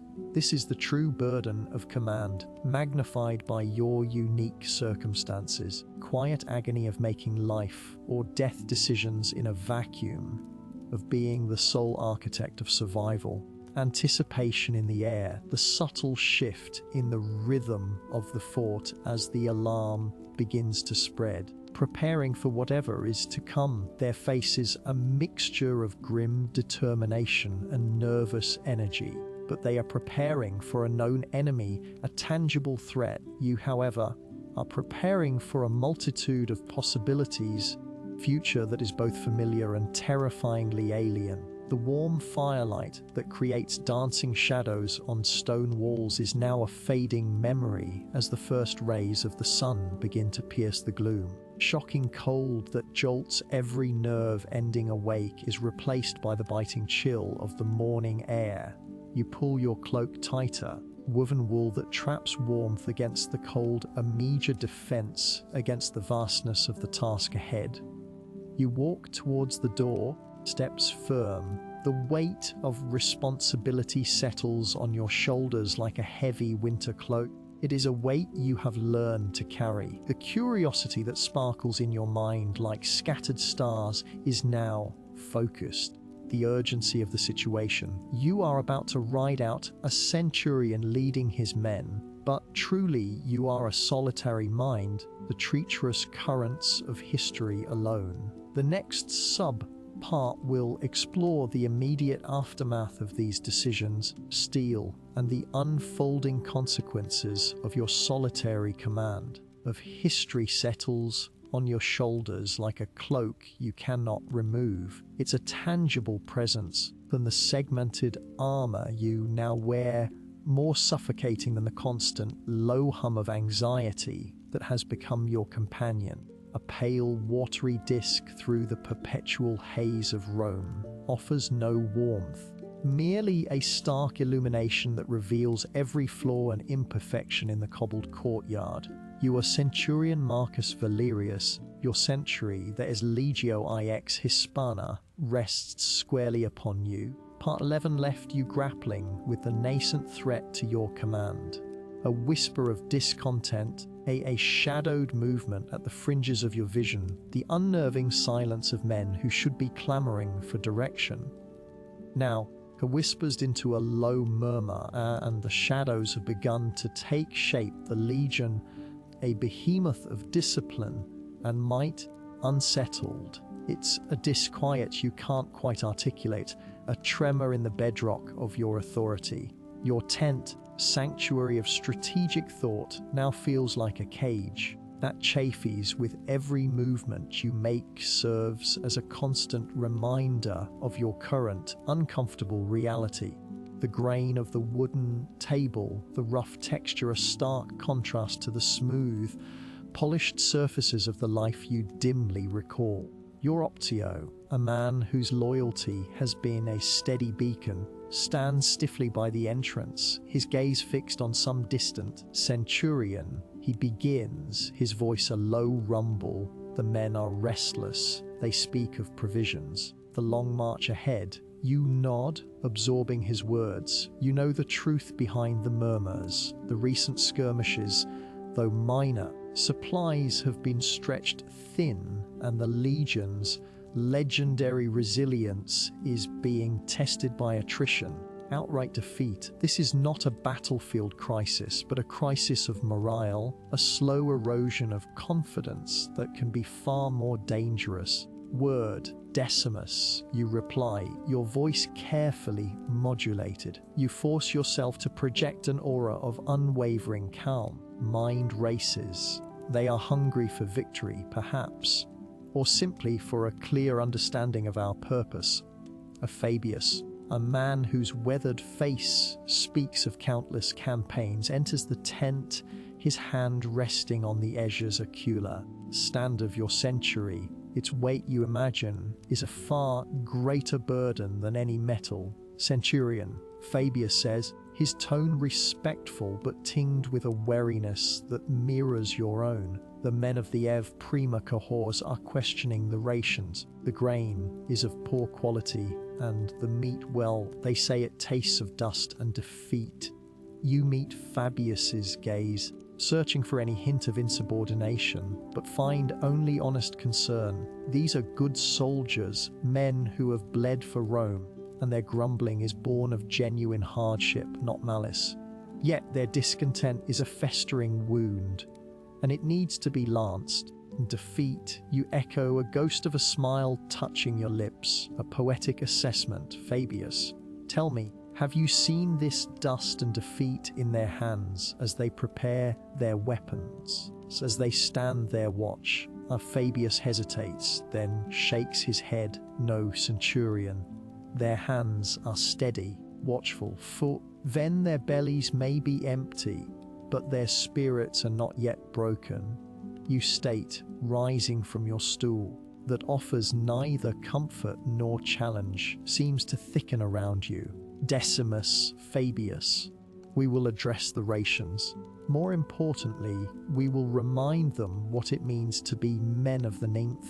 We will remind them of Rome. A new awareness dawns as your surroundings shift and change. You step out of your tent, sunlight of the Roman camp, a familiar, yet still unwelcome glare, buzzes with the low murmur of 1,000 conversations, the clatter of armor, the distant neighing of horses, thick with the smell of wood smoke, sweat, and something metallic, the omnipresent scent of a legion on the march. Towards the assembled men of your century, a sea of bronzed faces and hardened bodies. They fall silent as you approach. Yours. This is the moment of truth. Part 11's planning, the careful consideration of logistics and morale, now be put into action. Soldiers of the ninth. You project your voice, ensuring it carries across the ranks. I have heard your concerns. I have seen the wariness in your eyes. You pause, letting your words sink in. You see heads nodding. You speak of rations. You continue, your voice gaining strength. And I do not deny that the road has been hard. But I ask you this, what has Rome ever given its soldiers that was not earned? What victory was ever achieved without sacrifice? Maybe coarse, the meat, maybe lean, but it fuels the bodies that carry the standards of the greatest empire the world has ever known. You gesture towards the desicula, surface gleaming. This eagle, you say, your voice ringing with conviction, has seen more blood, more triumph. Main here, it has been carried through deserts and across mountains. It has faced down barbarian hordes and the might of kings. It has never faltered. Why? Because the men who carry it do not falter. You can feel the shift in the atmosphere, subtle but perceptible change. The grumbling subsides, replaced by a growing sense of pride. Mere men marching to feed our bellies. You declare, your voice rising to a crescendo. We are the shield of Rome, Caesar. And today we will remind ourselves of that truth. Today we will prove worthy of the eagles we carry. Serve. You turn to Decimus. Decimus, ensure the men receive their rations, and see that the cooks prepare the best meal they can with what we have. Fabius, muster the A prima cohorts for drill. We will march, yes, with purpose. We will march with pride. Your inner world reshapes itself to match these new realities. Gnawed at you begins to recede, replaced by a nascent confidence. You have faced the discontent, acknowledged it, a vision that transcends mere sustenance. You have reminded them of their identity, their purpose, their Roman-ness. Gradually, without noticing, you adapt to this new reality. The legion's unrest hasn't vanished, but you've met it head on, with empty promises, but with a rallying cry that speaks to the core of their being. Tradition binds you with threads stronger than steel, and in that moment, you felt the power of that bond. As the men disperse, more purposeful, their conversations no longer laced with complaint, but with a renewed sense of camaraderie. A quiet peace descends on your spirit like snow falling silently. It's not victory, not yet, but it is a crucial step. You are still the loneliest soldier in the legion, carrying the weight of command, but for the first time, you feel the faint, mistakable warmth of your men's renewed belief. The path ahead remains uncertain, fraught with challenges. Weathered this first storm, and the taste of that resilience is surprisingly sweet. They understand this historical period, but nothing could be further from the truth. The crackle of fire brings comfort, but also the knowledge that warmth is precious, especially when the biting wind of the frontier whips through the poorly sealed gaps in the barracks. You'd been so focused on the external threat, the whispers of barbarian incursions, that had spurred you to meticulously plan your legion's defense, the rot that could fester from within. Imagine waking up in a place that smells of damp stone and burning wood. Yes, unspoken anxieties and the metallic tang of suspicion.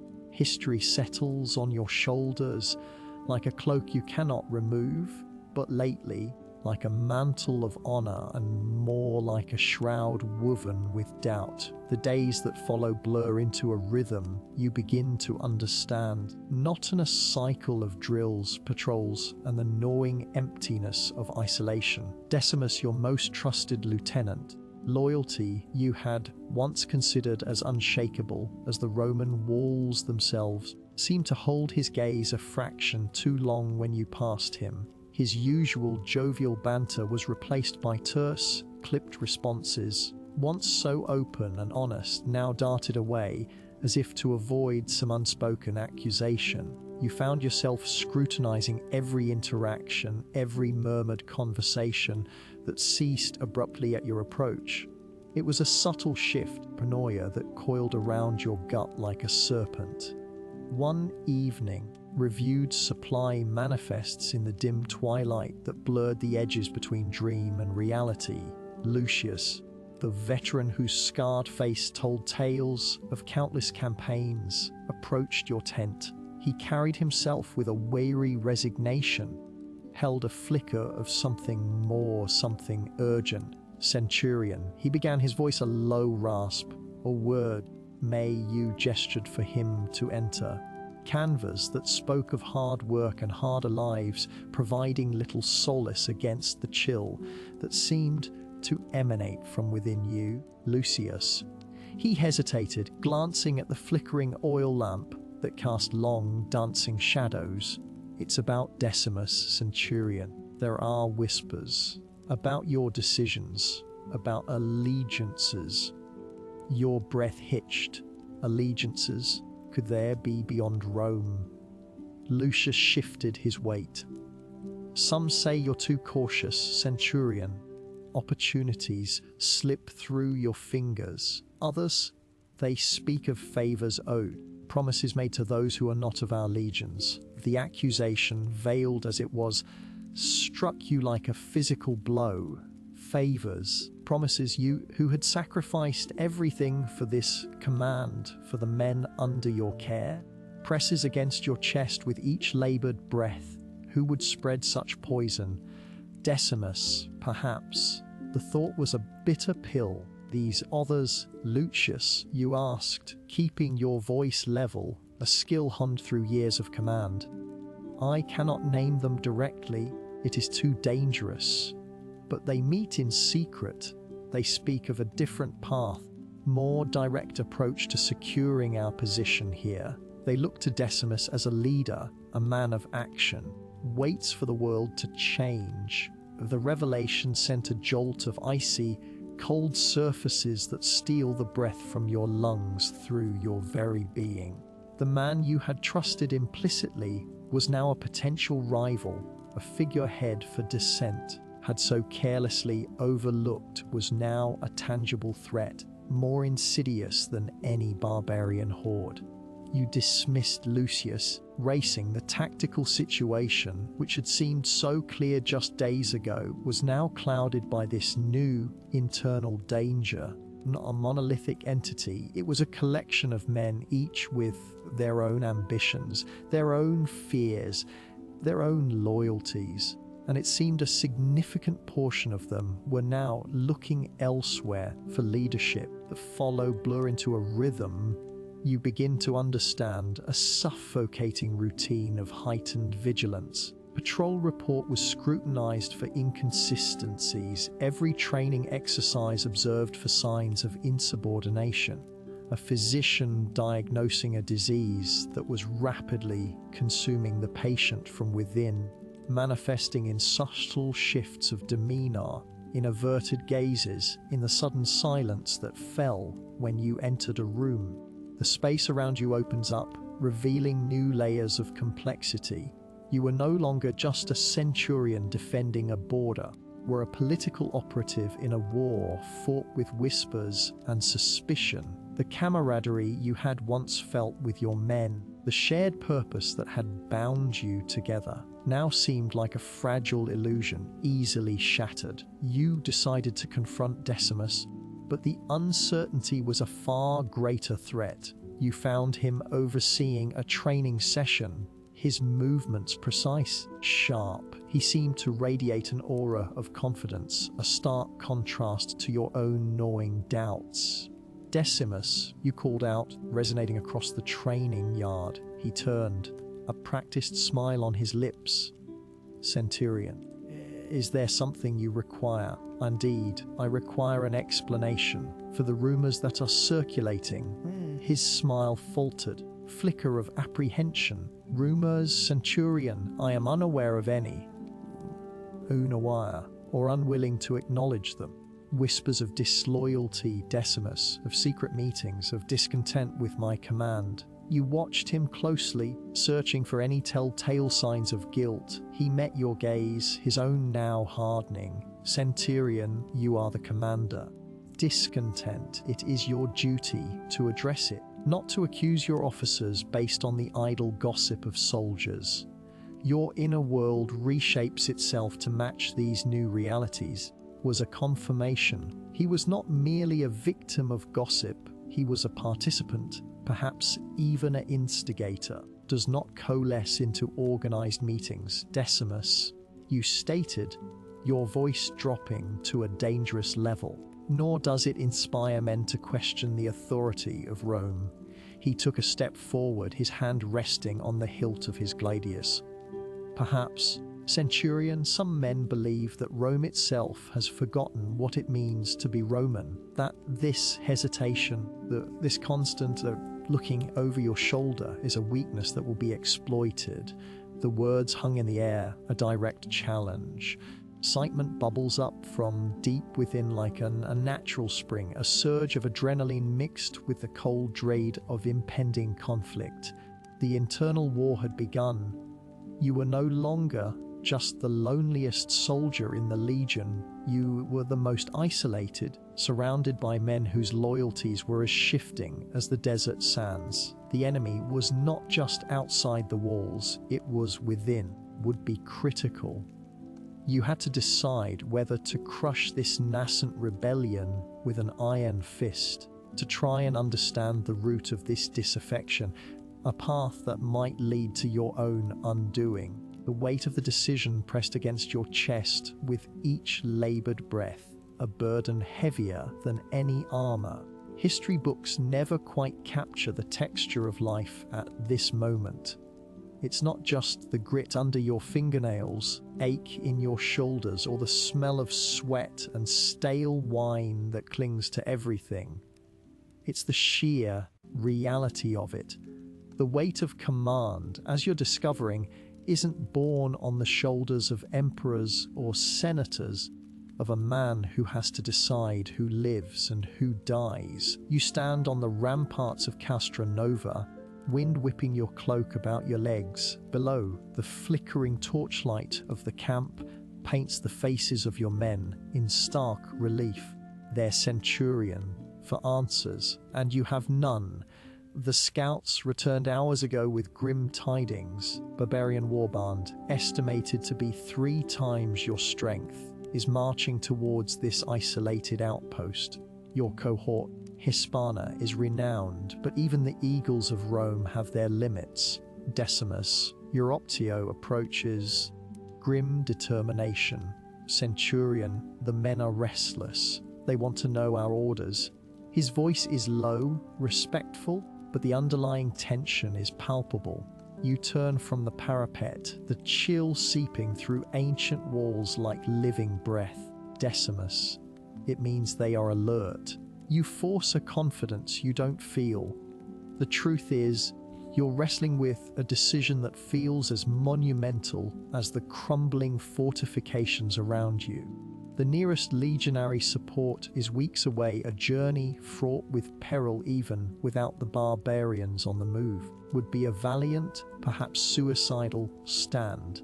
To retreat now, abandoning the civilian settlement nestled in the valley below, trail of the very oath you swore. The settlement, Decimus states, his gaze following yours to the distant, shadowed valley. They expect protection, Centurion, and we are here to provide it, you reply, the words tasting like ash. You look at Decimus, who has served under you for years, whose loyalty is unquestionable, but even he cannot offer counsel. This burden, uncertainty, is yours alone. We could fortify the camp, Decimus suggests, his hand resting on the hilt of his gladius. Stronged. The walls are strong. You consider it. Fortifying the camp would indeed maximize your defensive capabilities. But the barbarians are known for their ferocity, and their siege tactics, however crude. They might simply starve you out, a weakness in the ancient stone. And then, what of the settlement? Protection would echo in your conscience long after the last ember of your pyre had died. Fabius, Veteran, who has seen more campaigns than you care to count, joins Decimus.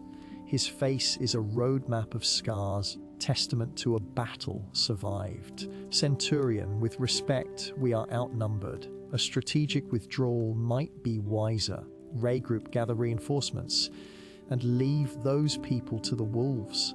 You counter, your voice sharper than intended. You see the flicker of surprise in Fabius's eyes, but he remains steadfast.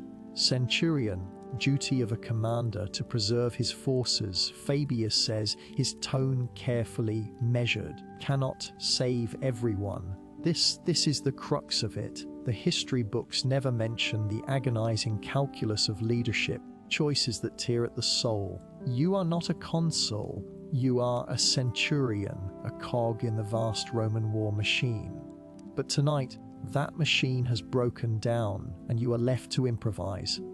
The consul's orders were to secure this region. You state in the Trinity is part of his decree. The settlement is part of this region. The consul is 100 leagues away. Fabius reminds you, his voice devoid of malice. See the enemy at our gates. A different kind of awareness settles over your consciousness of command isn't just about strategy, it's about the people who depend on you. The settlers with their families and their hopes, pawns on a map. They are lives. And your men, these soldiers who trust you implicitly, are also lives. Out at the silver moonbeams that paint everything in ethereal beauty, a stark contrast to the grim reality of your situation. The chill seeping through ancient walls like living breath seems to mirror the cold dread in your gut. You grip the cold stone of the rampart, texture of the stone a grounding sensation. Decimus, you say, your voice steady now, a newfound resolve hardening your tone. A detachment, 50 men. We march for the settlement at first light. Decimus nods, his expression unreadable. Fabius, however, looks at you with a mixture of concern and something akin to admiration. Centurion, that is a bold move, Fabius ventures. It is the only move. You reply, your purpose filling the space between your heartbeats. You know the risks. You know the potential for disaster. Know that to abandon those people would be a brand on your soul that no victory could ever erase. Crystallizes in your throat like shards of ice, but you swallow it down. As the weeks pass, what your mind still questions, the march to the settlement is arduous, the night air-biting. You move swiftly, silently, a shadow in the darkness. The burlap that chafes with every movement you make is a constant reminder of the discomfort, distraction from the gnawing anxiety. You arrive at the settlement under the cloak of pre-dawn darkness. The villagers, distant rumble of the approaching barbarian horde, are huddled together in fear. You see their faces etched with terror, unlikely protector. Centurion! A voice calls out from the cluster of terrified faces. It's Marcus, his face pale. We are grateful you have come. We will do what we can. You assure him, sweeping over the assembled villagers.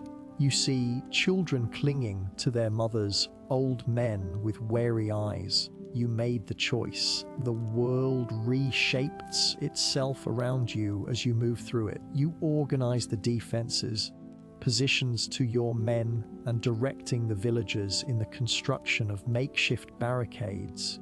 Every grain of sand, every hastily placed beam feels like a victory against the overwhelming odds.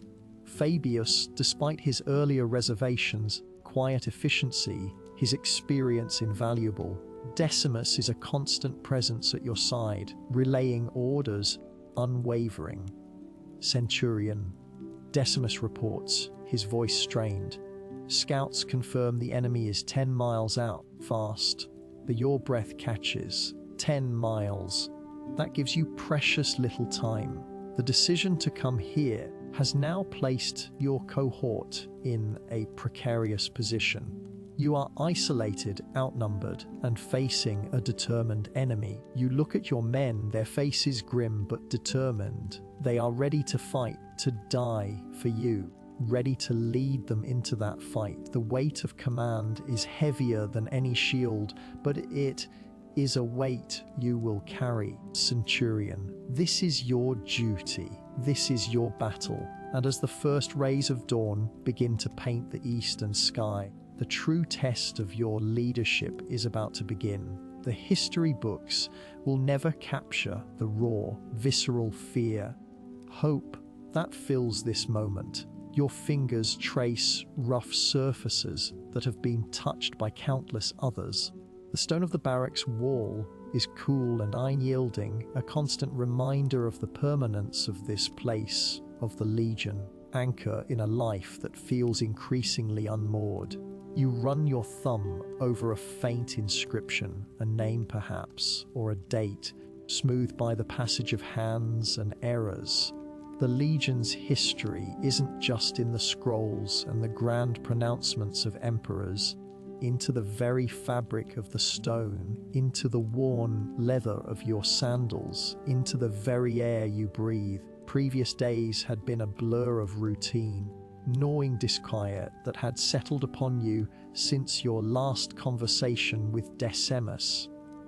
The Legion's meticulous order, once a source of comfort, now felt like a cage. The whispers of unease within the ranks, the furtive glances exchanged between soldiers, certain conversations ceased abruptly when you approached. It all painted a picture of a Legion teetering on the edge of something, though you couldn't quite grasp what the skirmish you'd endured, the small victory that had cost too many lives, had only amplified this sense of foreboding.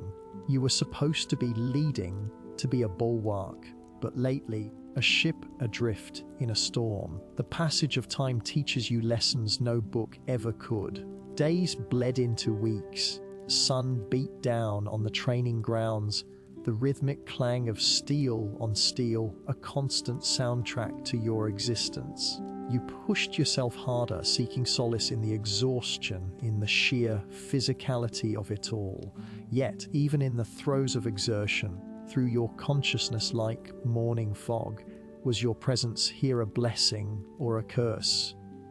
Were you a savior, or merely a pawn in a game you didn't understand? One evening, seeking respite from the oppressive heat and the weight of your thoughts, yourself drawn to the quieter corners of the camp. The soft candlelight that transforms the ordinary into something magical flickered from the windows of the Centurion's quarters. You found Decimus outside, staring up at the star-dusted sky, his face etched with a wariness that mirrored your own. Plating the celestial order, "Decimus," you asked, your voice a low murmur. He turned, a faint smile touching his lips. "Centurion."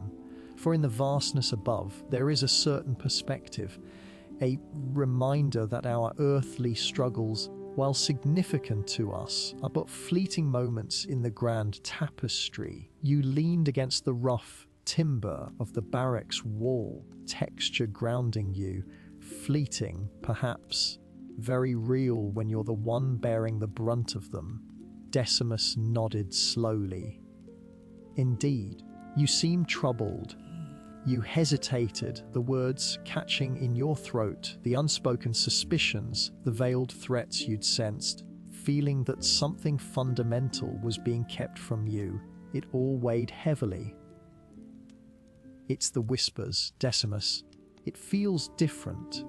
He sighed, his gaze returning to the heavens. "The Legion is a living entity, Centurion. It feels, it reacts, and lately it has been unsettled."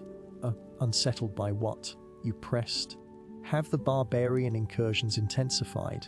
Is there a new threat from the east?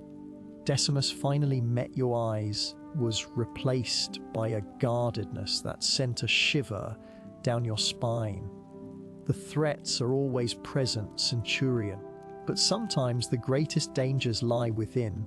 This was it, the confirmation of your deepest fears. Strife Fabius had alluded to the suspicion that had permeated the barracks. It wasn't just your imagination. The Legion. He remained silent for a long moment, and you could feel the unspoken words hanging between you. The responsibility settles on your shoulders like a heavy winter cloak. Then he spoke, his voice barely above a whisper. There are those who believe the Legion has strayed from its true purpose, who feel the old ways are being forgotten. The old ways, you echoed, a knot tightening in your stomach. What old ways? Before Decimus could answer, a figure emerged from the shadows. It was Lucius, his face a mask of grim determination. He approached Decimus, his eyes flicking to you, a flicker of something unreadable in their depths. Lucius said, his voice low and urgent, "The Tribune wishes to see you." Immediately, Decimus's gaze remained fixed on Lucius. Recent supply requisition. "It is about more than that," Lucius replied cryptically, his eyes never leaving Decimus. Decimus turned to you, a look of apology in his eyes. "It seems our conversation must be postponed." You nodded, your mind racing. The Tribune.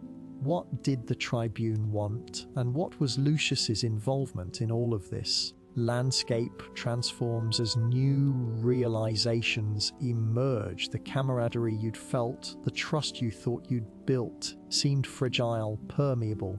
Your perspective broadens as the scene unfolds in unexpected ways. The next morning, you are summoned to the Tribune's tent. The air inside is thick with the scent of parchment and something metallic, warm metal that has been touched by countless hands that have signed decrees and sealed pacts. The Tribune, whose stern countenance rarely betrayed any emotion, sits behind a large wooden table, his brow furrowed. Beside him stands Lucius, silent, unnerving sentinel. Centurion, the Tribune begins, his voice clipped and formal. "We have received intelligence. You brace yourself." "Intelligence, sir." "Indeed, certain deviations from established protocol within your cohort."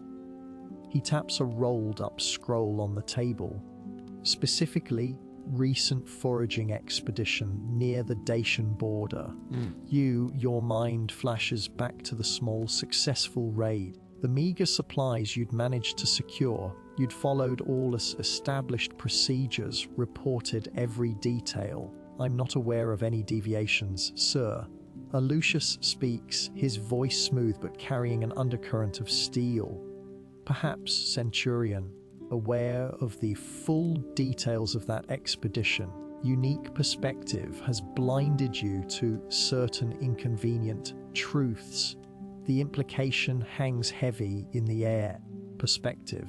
They knew, or at least they suspected. The memory of the strange artifact you'd found that had pulsed with an alien energy surfaces unbidden. You had kept it hidden, fearing its implications, how it might be perceived by men like these." The Tribune leans forward, his eyes sharp and piercing. "There are whispers, Centurion, of unauthorized discoveries of artifacts that do not belong to this time, this place." Your heart pounds in your chest. This was it, the secret revealed, the discovery that threatened to unravel everything you thought you knew about yourself, about your place in this Legion.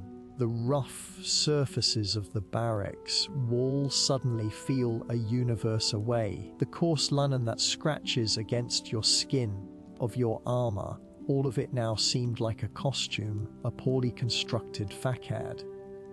"I do not understand, sir." You say, none of the turmoil raging within.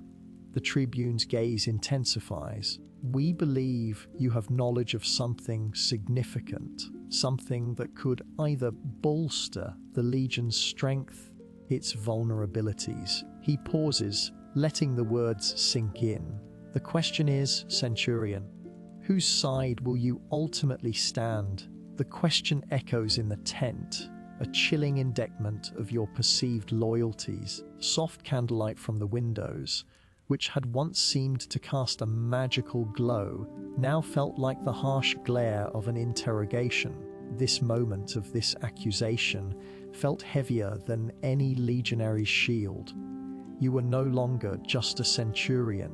a mystery, an anomaly, a potential threat, and the Legion, the very institution you had sworn to protect. Now the source of your greatest peril, the path ahead, was shrouded in uncertainty, and the loneliness of your position pressed in. A forcating blanket, the scent of wood smoke and wet earth fills your nostrils as consciousness returns. It's a familiar aroma, has clung to your senses since you awoke in this alien time, this alien body. Yet today it carries a different weight, something vast and terrible. Your eyes flutter open, met not by the sterile white of a hospital room, the rough-hewn timber of a barrack ceiling, dust motes illuminated by the faint dawn filtering through cracks in the wooden walls. Drift lazily. You push yourself up, scratchy hemp that reminds you constantly of your station chafing against your skin. Biting chill of the morning air seeps into your bones, a bitter cold that makes your joints ache with each movement. The Legion stirs around you, a symphony of grunts, coughs, and the clinking of metal. This is it. The whispered rumors, the increased patrols, the Centurions, it all culminates today. The enemy's full force, the enemy that has been a shadow on the horizon, a constant threat, is now a tangible, approaching reality. You swing your legs over the side of your cot, straw rustling beneath your feet. Your sandals, worn and familiar, feel strangely heavy. Tradition binds you with threads stronger than steel, pulling you towards your duty, towards the inevitable clash. Not anxiety wins through your thoughts like smoke through rafters. You are still the outsider, the one who doesn't truly belong. The responsibility of leading these men, your men, rests squarely on your shoulders. A sharp voice cuts through the morning haze. It's Titus, your Optio, veteran with a face like a map of hard-won campaigns. He stands at the entrance to your small, sleeping quarters, his expression a mixture of concern and grim anticipation. The scouts have returned. They confirm the barbarian host is massing on the eastern ridge. They say it's more than we've ever seen. You nod as you reply, "Understood, Titus. Have the men assemble in the courtyard. Double rations for breakfast. Every piece of equipment is in perfect order. No excuses." Titus salutes, meeting yours with a flicker of something akin to respect, or perhaps just resignation, disappears into the throng of awakening soldiers. The space around you opens up, new layers of complexity as you step out into the main courtyard of the fort. With the metallic tang of sharpened steel and the earthy scent of the stables. Legionaries, armor gleaming dully in the nascent light, are moving with a practiced urgency. The usual boisterous chatter is muted, of focused activity. Every man knows what is coming. Fabius, your primus pilus, approaches, etched with the wariness of countless battles. He carries a rolled parchment, likely a dispatch from the legatus. Centurion, he begins, his voice deep and resonant. The legatus has ordered a defensive formation at the river crossing. It is our best chance to blunt their initial assault.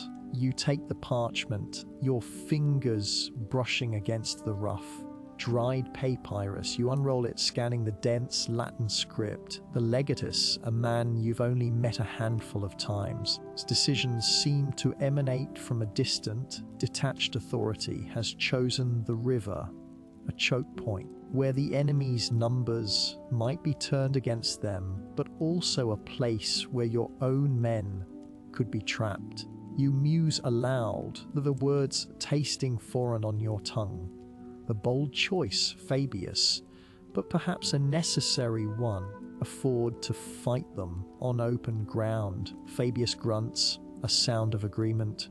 Decimus agrees. He's already dispatched 2 cohorts to secure the approaches. Lucius is overseeing the construction of makeshift barricades on the northern bank. The mention of Decimus and Lucius, centurions, brings a flicker of reassurance. These are men you have come to trust, men who own lingering doubts about your origins, have accepted you as their commander. Their dedication, willingness to face this overwhelming threat is a testament to the enduring spirit of this legion. Inform Decimus that I will be joining him at the crossing shortly. You instruct Lucius to reinforce the eastern flank of the barricades. We must assume they will attempt to flank us. Fabius nods and departs, his heavy boots echoing on the packed earth. You watch him go, profound sense of isolation settling upon you. You are the commander, the one who must project unwavering confidence. But within, what if your strategies born from a future you can barely recall are flawed? What if your understanding of warfare from books and simulations is no match for the raw, brutal reality of a barbarian charge? A transformation begins deep within. Quiet but undeniable, the initial shock of your arrival, the confusion, the fear, it has all receded, replaced by a hardening resolve. Longer just a man from another time, you are a centurion of the Legio IX Hispana. These men are your responsibility. Their lives are tied to your command. This is your test, your crucible. Golden rays that dance through carved wooden shutters now seem to pierce the gloom of your inner turmoil, illuminating the path ahead. You strap on your gladius, the familiar weight, a grounding sensation. Your segmented armor, fitted and polished by your attendant, feels like a second skin. You are ready, as any man can be for the storm that is about to break. Which weeks blur past as your world expands beyond these walls, but the memory of that morning remains vivid, a stark demarcation between the relative peace and the chaos that followed. The battle for the river crossing was a brutal, desperate affair. A surging tide of painted warriors and wild-eyed berserkers threw themselves against your defenses with a ferocity that shook the very foundations of the fort. You remember the screams, the clash of steel on steel, the acrid smell of blood and sweat. You remember Titus fighting at your side, his gladius a blur of motion, a bulwark against the onslaught. You remember Fabius directing the reserves with unwavering calm, a beacon in the maelstrom. You remember Lucius rallying his men on the barricades, holding the line against overwhelming odds. Once a serene boundary became a churning torrent of mud and gore. The enemy's sheer numbers were a terrifying force, a primal scream against Roman discipline. But Roman discipline, years of training and tempered by the iron will of men like you, proved to be the stronger force. The fighting was not confined to the riverbank. The enemy managed to breach the outer defenses in several places, your men into desperate, close quarters combat within the fort itself. The scratchy hemp that reminded you constantly of your station was now stained with the blood of both friend and foe. The bitter cold that made your joints ache with each movement was forgotten in the heat of battle, the desperate struggle for survival. A ferocity you never knew you possessed, your movements guided by instinct and a desperate will to protect the men under your command. The weight of tradition, burden of leadership had transformed into a burning resolve. You were no longer the lost historian, centurion who would not yield. The battle raged for days. The golden rays that danced through carved wooden shutters were replaced by the flickering torchlight of desperate night skirmishes. That had wound through your thoughts like smoke through rafters was now a constant, gnawing presence, a grim companion in the face of such relentless slaughter. Yet with each fallen enemy, with each successful defense, a new, one confidence began to assert itself. Decimus, his armor dented and his face streaked with grime, found you near the northern gate, pushed hardest. Centurion, he panted, leaning on his pylon. The southern flank is holding, but barely, contact with the third cohort. You surveyed the scene, the chaos of the ongoing battle. The enemy was relentless, coming in waves, each one seemingly more desperate than the last. Gather what men you can. Decimus, you ordered, horse. We will reinforce the southern flank ourselves. We cannot afford to lose that ground. Decimus nodded, a grim understanding in his eyes. He knew the risks, but he also knew the necessity. As he hurried off to rally his depleted forces, the familiar pang of loneliness. The ultimate test of your leadership was not just in the grand strategy, in these moments of desperate improvisation, these small personal battles for the lives of your men.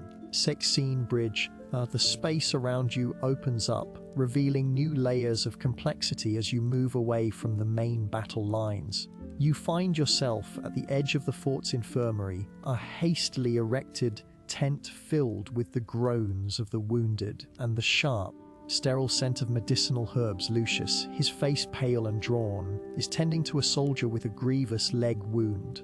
Lucius, you say, now the rawness of battle still clinging to it. How fares our defense?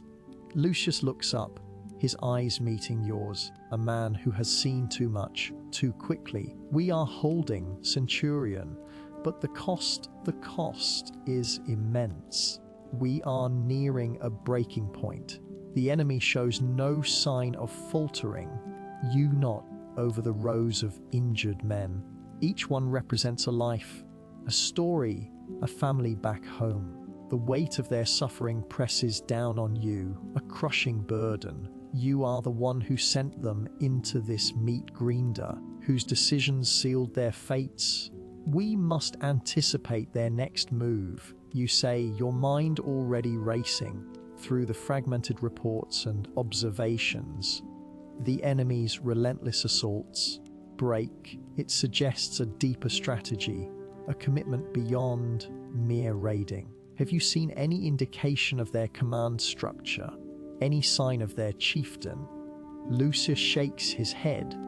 Only the sheer ferocity. It's as if they are driven by a collective madness, or a meticulously planned assault seemed more plausible given the scale of their forces. You remember something from your past life, a historical account of barbarian incursions, of leaders who could inspire fanatical loyalty, who could harness the raw power of their people. Breachers, a transformation begins deep within, quiet but undeniable. Texture of your existence has shifted irrevocably. The lingering anxiety, the fear of discovery, your own time, these are still present, but they are now overshadowed by a profound sense of responsibility and a fierce instinct for the men who follow you. You are no longer merely an observer, you are a participant in the fires of conflict. You place a hand on Lucius's shoulder, a gesture of solidarity. We will endure this, Lucius. We will find a way. As you turn to leave the infirmary, the golden rays that dance through carved wooden shutters of the fort's main buildings seem to offer a glimmer of hope, promise that even in the darkest of hours, the light can still break through. The enemy's full force has been unleashed. Legion has met it head on. But the ultimate test, the true measure of your leadership, is yet to come. Relentless pressure is a testament to their strength, but it also hints at a potential weakness. You must find it, exploit it, for the sake of the Legion, for the sake of your own survival. You must find a way to turn this tide. Close your eyes and transport yourself to a room lit by flickering candlelight. The air is thick with the scent of oil and something metallic, a smell you've come to associate with the constant hum of vigilance.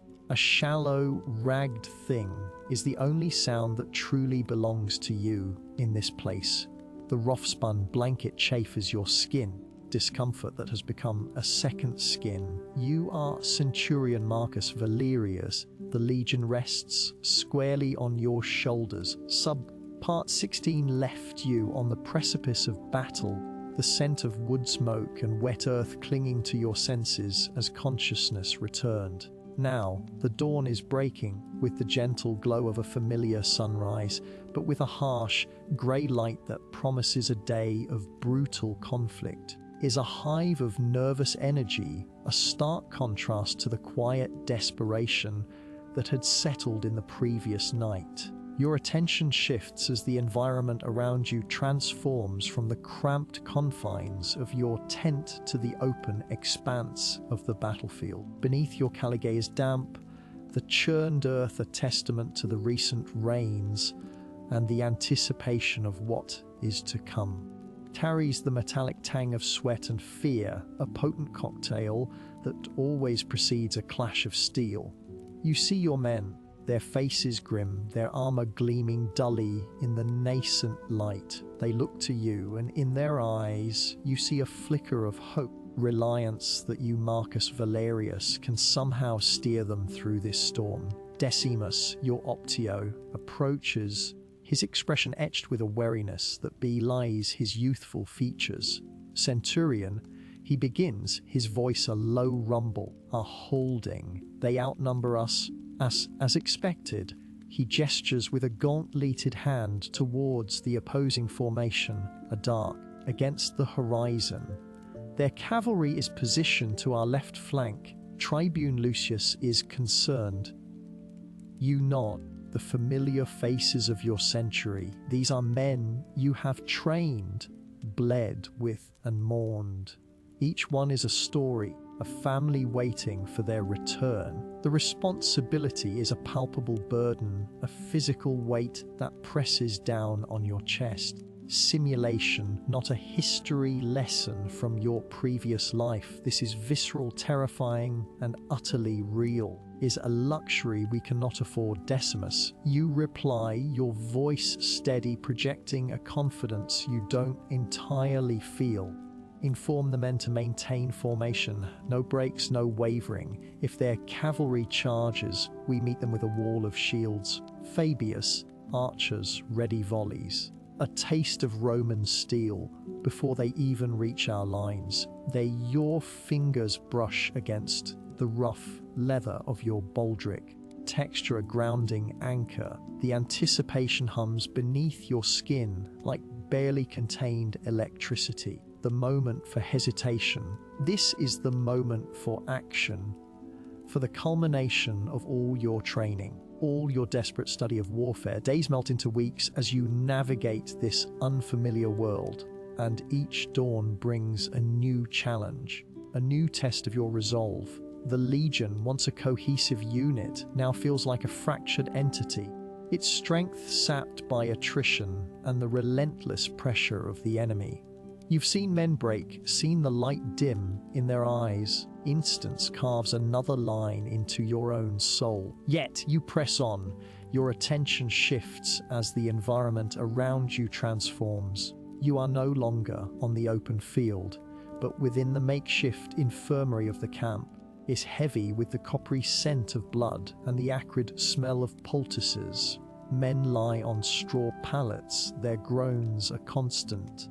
Chorus. Fabius, his face streaked with dirt and a grim determination, is tending to a wounded legionary, his movements precise and practiced. Centurion. Fabius says, his voice hoarse, the skirmishes have been costly. We've lost good men, more than I care to count. He looks up at you, his eyes holding a depth of sorrow that resonates with your own. Chieftain. Gorok. He fought like a demon. 3 of our best before he fell. You feel a pang of something akin to respect. Month of the ferocity of your enemy. He was a warrior, Fabius, you concede. But he is dead and we endure. What of the wounded? Are there any who can be returned to duty? A few, Fabius replies, his gaze returning to his patient. Will need weeks, perhaps months, to recover. Our numbers are thinning, Marcus. The reinforcements are delayed, and the enemy knows it. They are pressing their advantage. Something within you shifts, a subtle change in understanding. Shock of your new reality has long since faded, replaced by a gnawing awareness of the immense stakes. You are not just a soldier, responsible for the lives of hundreds. The history books, the ones you devoured in your previous existence, quite captured the texture of life at this moment, the raw, unvarnished fear and the fierce, desperate hope. Your attention shifts as the environment around you transforms once more. You are now in a strategic planning tent, the flickering candlelight casting long, dancing shadows on the rough canvas walls. Maps are spread out, troop movements and enemy positions. Tribune Lucius, his brow furrowed with worry, is poring over them with a grim intensity. Lucius begins, his voice strained. All scouts report a significant enemy movement. They are massing near the northern pass. If they break through there, our supply lines, and isolate the main Roman force. He gestures to a particular point on the map, his finger trembling slightly. We are outflanked, outnumbered, and our reserves are depleted. Hold this position. You study the map, your mind racing, sifting through tactical possibilities. Duty calls with a voice that cannot be ignored. Countless hours spent in your previous life studying military history, the battles of Caesar, of Alexander. Now, lessons are not academic exercises, they are lifelines. Why cannot afford to be defensive? Lucius, you state, cutting through the tense silence. If they are massing at the northern pass, they intend to commit a significant portion of their forces there. We must draw them in a trap. Lucius looks at you, a flicker of skepticism in his eyes. A trap? With what forces, Marcus? Shadow of its former strength. And how? We have our discipline. You counter, your gaze meeting his directly. What have our knowledge of the terrain? We will feign a retreat, draw them into the narrow defile before the pass. Once they are committed, we will spring the ambush. Fabius's archers will rain death from the cliffs, and my century, by any able-bodied men we can muster, will hold the choke point, will lead a flanking maneuver through the western caves. The plan is audacious, bordering on reckless, but it is the only viable option you can see. The gentle warmth that embraces you like a long-lost friend is the surge of adrenaline that comes from absolute necessity. You are no longer the lost historian, the displaced soul. You are Marcus Valerius, Centurion of Rome, and you will fight against all odds. That seems too fragile for this harsh world is the thin veil between life and death that you and your men are about to step through. Perhaps even this region rests on your ability to execute this desperate gamble. The candlelight flickers, just the maps, but the grim determination etched onto your face. The enemy is coming, forms small clouds in the air, a reminder of how different this world is. Pre-dawn air bites at your exposed skin, contrast to the gentle warmth of your sleep chamber back in your own time. You stand on the ramparts of the fortress, weight of responsibility settling upon your shoulders like a cloak woven from the hopes and fears of your men. Below, camp is a slumbering beast, its fires reduced to embers, its sentries mere shadows against the encroaching gloom. The decisive engagement. The barbarian horde, a vast, amorphous entity of fury and desperation, gathering strength for weeks. Their war cries, carried on the wind, have become a constant, unnerving hum in the back of your mind, with a certainty that chills you deeper than the morning air, that this battle will decide the fate of this frontier, and perhaps the very integrity of the Empire's northern reach. You run a gloved hand over the rough stone of the parapet, worn leather that has molded to countless bodies before yours, a testament to the generations of Centurions who have stood here facing similar threats. That yes, their legacy haunts your choices like a persistent ghost, whispering the names of those who failed, those who fell, fuels your resolve, reminding you of the duty you have inherited. Decimus approaches, his heavy sandals crunching on the gravel path. His face, etched with the wariness of constant vigilance, is illuminated by the faint glow of a nearby brazier. "Centurion," he says, his voice a low rumble. "The scouts report movement than we anticipated." You nod, your gaze fixed on the eastern horizon. Greyley is beginning to bleed into the black. "Prepare the men, Decimus. Double the watch. I want every legionary ready to march at a moment's notice." "It will be done, Centurion." He hesitates, then adds, "Are you well? You have not slept." You offer a curt nod. "My rest is for later, Decimus. For now is here." The truth is, sleep has become a luxury you can ill afford. The visions, fragmented memories of a life you barely recall, still plague your nights. Less an intrusion now and more a source of insight. They whisper strategies, reveal weaknesses. Lieu of the immense stakes, slowly the strange becomes familiar, the impossible becomes routine. The weight of command, once a crushing burden, has transformed into a familiar ache, a constant companion. The unfamiliarity of this world, the sheer alienness of its customs and its dangers has been supplanted by a grim acceptance, seated understanding of the brutal realities you face. You are no longer an outsider looking in. You are a part of this world. The IX scene evolves around you. New sensations and challenges as the first rays of dawn pierce the oppressive darkness. The sky, once a canvas of infinite stars, into a pale, washed-out blue. The air, though still cold, carries a faint, earthy scent, a promise of the coming day. Sounds of the camp begin to stir, the clanking of armor, the low murmur of voices, the neighing of horses. "Fabius, your optio," his expression grave. "The outer palisades have been reinforced, Centurion. The men are in formation, your command." You turn to face him, your eyes meeting his. You see the trust there, the unwavering loyalty. It's a heavy thing, this trust. It makes the prospect of sacrifice all the more poignant. You know what you have to do. Needs a decisive victory so crippling that it will shatter the barbarian morale and send them scattering back into the wilderness.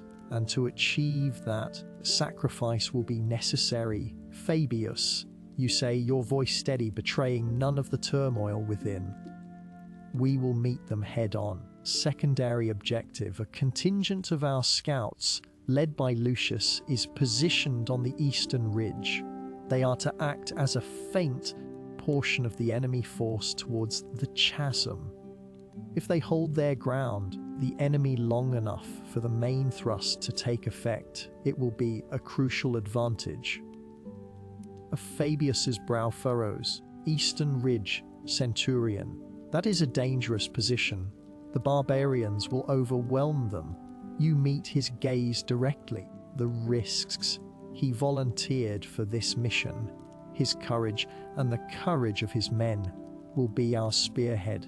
Ensure they are supported. Primary role is to bleed the enemy and force them into our trap. The values texture of your feelings changes as the situation develops. Anxiety of the coming battle begins to solidify into a cold, determined resolve. The fear, though present, a manageable current beneath the surface, overridden by the immense gravity of your duty. You feel a profound sense of responsibility for the lives of your men, but for the very future of this fragile outpost of civilization. You recall a conversation from weeks ago, shared with Lucius by the fire. He had spoken of his family, of the farm he hoped to return to. He held for his children. You had listened, offering the brief, often inadequate, words of comfort that a centurion can give. Those words feel hollow. The dreams he spoke of might never be realized. Fabius, you continue, your voice lower now, a somber weight. When the engagement begins, I want you to position the reserve cohorts on the northern flank. Breaks through our center. They are to hold the line at all costs. Any flanking maneuver that could unravel our defenses. Fabius nods, his expression grim. And you, Centurion, you turn your gaze back to the horizon, the faint light now painting the sky with hues of rose and gold. I will be with the first line where the fighting is thickest. Fabius's jaw tightens. Centurion, it is your place to command from the rear, to oversee the entire engagement. My place is where I am needed most, Fabius. Men need to see me leading from the front. They need to know that I am willing to share their fate, whatever it may be. You pause, decision settling heavily. There is a specific objective I must achieve personally, a tactical point that requires direct intervention. The truth is that Lucius and his men on the eastern ridge are likely doomed. Their sacrifice is not just a tactical maneuver, act of self-immolation to buy time, and you, as their commander, as the man who sent them there, simply sit back and watch. You have a debt to pay, a promise to keep, even if it's a promise made only to yourself in the quiet solitude of your troubled mind. Flickering candlelight of Sub, Part 17, the strategic brilliance you'd marshaled. Brilliance had shown you a path to victory, but it had also revealed the cost. Strength lay in their sheer numbers and their ferocity.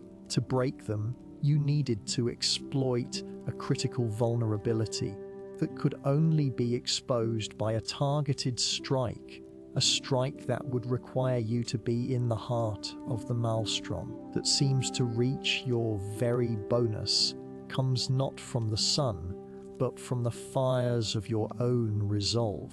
You are ready. The dawn, though it brings the promise of battle, also brings the clarity of purpose. As the trumpets blare, signaling the enemy's advance, you feel a strange sense of calm. The yes-peace descends on your spirit like snow falling silently, acceptance of what must be. You draw your gladius, its familiar weight a comfort in your hand. The legionnaires around you stand tall, mixture of apprehension and grim determination. Legionaries! You roar, amplified by the vastness of the open field. Today we fight not for glory, not for conquest, but for survival. Behind, for the future we strive to protect. Hold the line. Fight with the fury of the wolf. For the Emperor! For Rome. A thunderous roar erupts from the ranks, cry that echoes across the plains. You see Decimus and Fabius nod, their own resolve hardened by your words. You turn your horse, responding to the subtle shift of your weight, the buff, dappled sunshine filtering through leaves overhead. Not present in this open expanse is a memory of calmer times, a beacon to strive for. You know the path ahead is fraught with peril. Some of the faces you see now will be lost by nightfall. You know that the sacrifice you are about to make will be immense. Perhaps ultimately the only way to truly lead. The memory of Lucius, his hopeful smile, his dreams for his family, your steps. This is not just a battle, it is a testament to the enduring spirit of the Legion. A personal reckoning with the weight of command, the loneliness of leadership, and the ultimate price of duty. The barbarians, a discordant symphony of primal rage, are now closer, sound a palpable force that vibrates through the very earth. The moment of truth has arrived. Time moves differently here. Each moment weighted with meaning you're only beginning to understand. The acrid tang of smoke still clung to your senses of the pyres that had consumed the fallen. But the immediate clamour of battle had receded, replaced by a profound. The earth, once churned by desperate feet and stained with the lifeblood of men, was now a canvas of quiet grief. You stood on the edge of the encampment, the dawn painting the eastern sky in bruised purples and hesitant golds, a stark contrast to the crimson that had dominated the day before. The air, though still carrying the scent of burnt wood and damp earth, also held a nascent chill, a herald of the coming autumn and the somber task ahead. Reshapes itself around you as you move through it. You walked amongst the survivors, etched with a wariness that went beyond physical exhaustion. It was the look of men who had faced the abyss and returned, carrying its shadow within them, that had once echoed in your ears, were now replaced by the quiet sobs of those who had lost brothers, friends, comrades. Saw a legionary, his armor dented and scarred, cradling a fallen standard, shoulders hunched as if bearing the weight of the entire defeat. Another, his arm bound in bloody rags, sat with his back against a charred wagon wheel, his gaze fixed on a point beyond the horizon, lost in a world only he could see. Decimus near the makeshift infirmary, his usually robust frame appearing diminished. He was tending to a young soldier, his brow furrowed in concentration as he cleaned a deep gash. The young man winced but remained silent, wide with a mixture of pain and awe as he watched the veteran. Centurion, Decimus acknowledged, his voice rough. You nodded, your gaze sweeping over the scene. Many did not see it, Decimus. He sighed, unspoken grief. The gods grant us victory, but demand a steep price. I saw Marcus fall, a good man. Spoke of his family, his farm just yesterday. He paused, his hand resting for a moment on the young soldier's shoulder. He gestured to the injured man. His name is Titus. He fought like a lion centurion, lost his shield arm. Titus looked up, his young face pale but determined. For Rome's centurion, he whispered, his voice barely audible. Transformation begins deep within, quiet but undeniable. You felt a pang, a sharp, unexpected ache for these men, for their lost lives, futures. It wasn't the abstract loyalty to an empire that moved you now, but the tangible sorrow of shared humanity. Faces of your own men, the ones who would never return to their homes, their laughter silenced forever. Thank you, you said, your voice softer than you intended. You have served Rome well. Decimus, what he needs. Decimus inclined his head. Of course, Centurion, he met your gaze, understanding passing between you. We will rebuild. We always do. You moved away, radiating from sun-heated stone beneath your feet, a stark contrast to the cold dread that had settled in your chest. You sought out Fabius, who was overseeing the collection of the fallen. The sheer number of bodies, already covered with rough cloaks, was overwhelming. Each one represented a life, a story cut short. Fabius, you called out, his face grim. Centurion, it is a considerable tally. The enemy has been driven back, cost that will sting for years. What of our own? You asked, dreading the answer. 87 fallen from our cohort. Fabius replied, his voice low. Many more wounded. What we can, he gestured to a group of men carefully wrapping bodies in burial shrouds. The emperor will be informed. This victory will be celebrated, I suppose, but not by those who paid the highest price. You looked at the bodies, destiny whispers its demands directly into your soul. This was the consequence of leadership. The heavy burden of command led them into this, and now you had to guide them through the aftermath.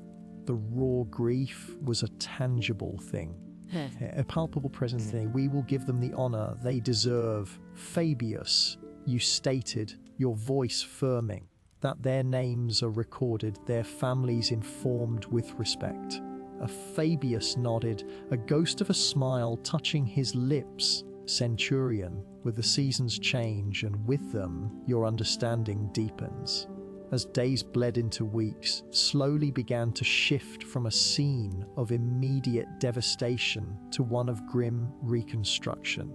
The scent of wood smoke was now joined by the aroma of roasting meat, a sign of returning normalcy, however fragile. The sounds of hammering and rebuilding replaced the cries of the wounded. You found yourself increasingly occupied with administrative tasks, moving forward, of reinforcing the battered legions, of planning for the next campaign. One evening, firelight that creates dancing shadows on stone walls cast its glow across the courtyard. You sat with Fabius and Decimus. Mood was somber, but a fragile camaraderie had solidified between you in the crucible of battle. Sent word, Fabius announced, unfolding a scroll. He praises our victory, of course, the sacrifices made. He read aloud a passage detailing the strategic advantages gained. Decimus grunted.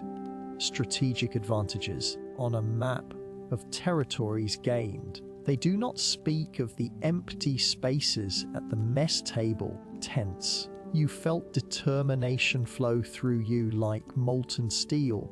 They do not have to, Decimus. We remember, sure that their sacrifice was not in vain. You looked at them, your gaze steady. We have held the line. We have pushed back the enemy. But this is not the end. It is merely a pause. Fabius looked up from the scroll, his expression thoughtful. The barbarians are weakened, but not broken. They will regroup. We must be prepared, and we will be, you affirmed, of Titus recovering in the infirmary, of the families who would receive the grim news. The victory was real in the territory held and the enemy repelled, but the cost that was etched into your very being. You had seen the face of loss, stark reminder of the true nature of war. This victory, hard won and drenched in the blood of your men, tasted undeniably bitter. Ahead was long, and the loneliness of command, of being the one who must always look forward, always plan. Burden of the fallen settled upon you with a familiar, heavy cloak.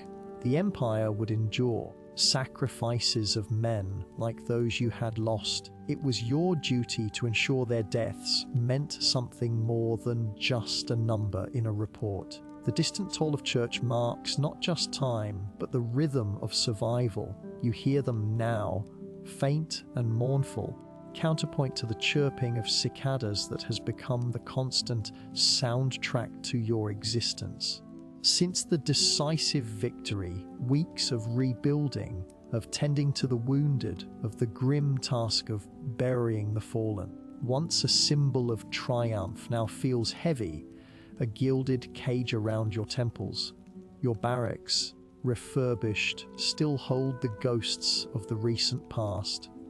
The scent of antiseptic, Trusion you've grown accustomed to, fails to entirely mask the lingering, metallic tang of blood. A hand over the rough, hewn wood of your cot, its grain familiar yet alien. A far cry from the plush furnishings of your previous life, but comfort has become a secondary concern. Discomfort lies not in the physical, but in the hollow echo that resonates within your chest. At the entrance of the encampment, the exar harsh sunlight that creates sharp shadows and brilliant highlights on the dusty ground. Their faces, etched with a mixture of wariness and relief, move about their duties. They cheer your name, clap you on the shoulder, toasts in rough wine. They see the centurion who led them to victory, the man who defied the odds, still wakes in the dead of night, the phantom screams of the battlefield echoing in his ears. They don't see the gnawing emptiness that victory has failed to fill. Decimus approaches, creased with a concern that goes beyond the usual camaraderie. Centurion, he begins, his voice a low rumble. The men are restless. They crave celebration, but also direction. What are your orders for the coming days? You force a smile that feels brittle. We consolidate, Decimus. We ensure the peace we've fought for holds. We rebuild what has been broken. You pause, searching for the right words, the words that will convey the weight of your thoughts without revealing the depth of your disquiet. And we remember those who are no longer with us. Decimus nods, his gaze steady. They will be honored, Centurion. Will not be in vain, he hesitates, then adds, you seem distant lately, been troubling you. Your inner world reshapes itself to match these new realities. This is not a question you can answer truthfully, not without sounding like a madman. The burden of command is heavy, Decimus.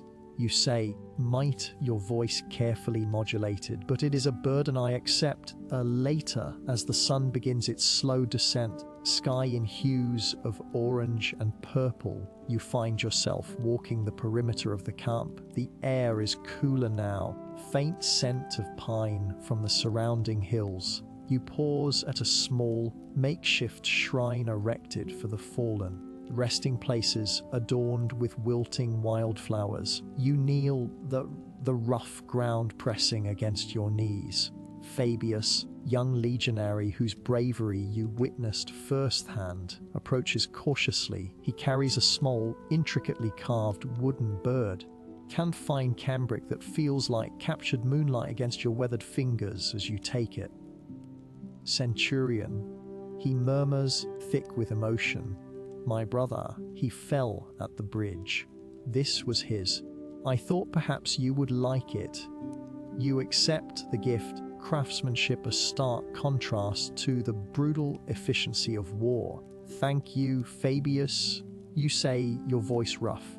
Your brother fought with the heart of a lion. His memory will be etched in the annals of this legion. You look at the small bird, symbol of freedom, of flight, of a life cut short. The melancholy settles over you like dust on old furnituries. Fabius, spoken thoughts, offers a hesitant smile. We won, Centurion. We are safe, is what he would have wanted. He's right, of course. Logically, you know this. You've achieved what you set out to do, protected these people, secured their future. Yet the victory feels hollow. The camaraderie you share with these men, while genuine, foundation of shared hardship and the unspoken understanding of a world that no longer exists for you. You are the Centurion, the strategist, the survivor. But you are also an anomaly, a ghost from another time, forever an outsider. Differently, when every moment carries such weight, days bleed into weeks, marked by drills, patrols, and the slow of rebuilding.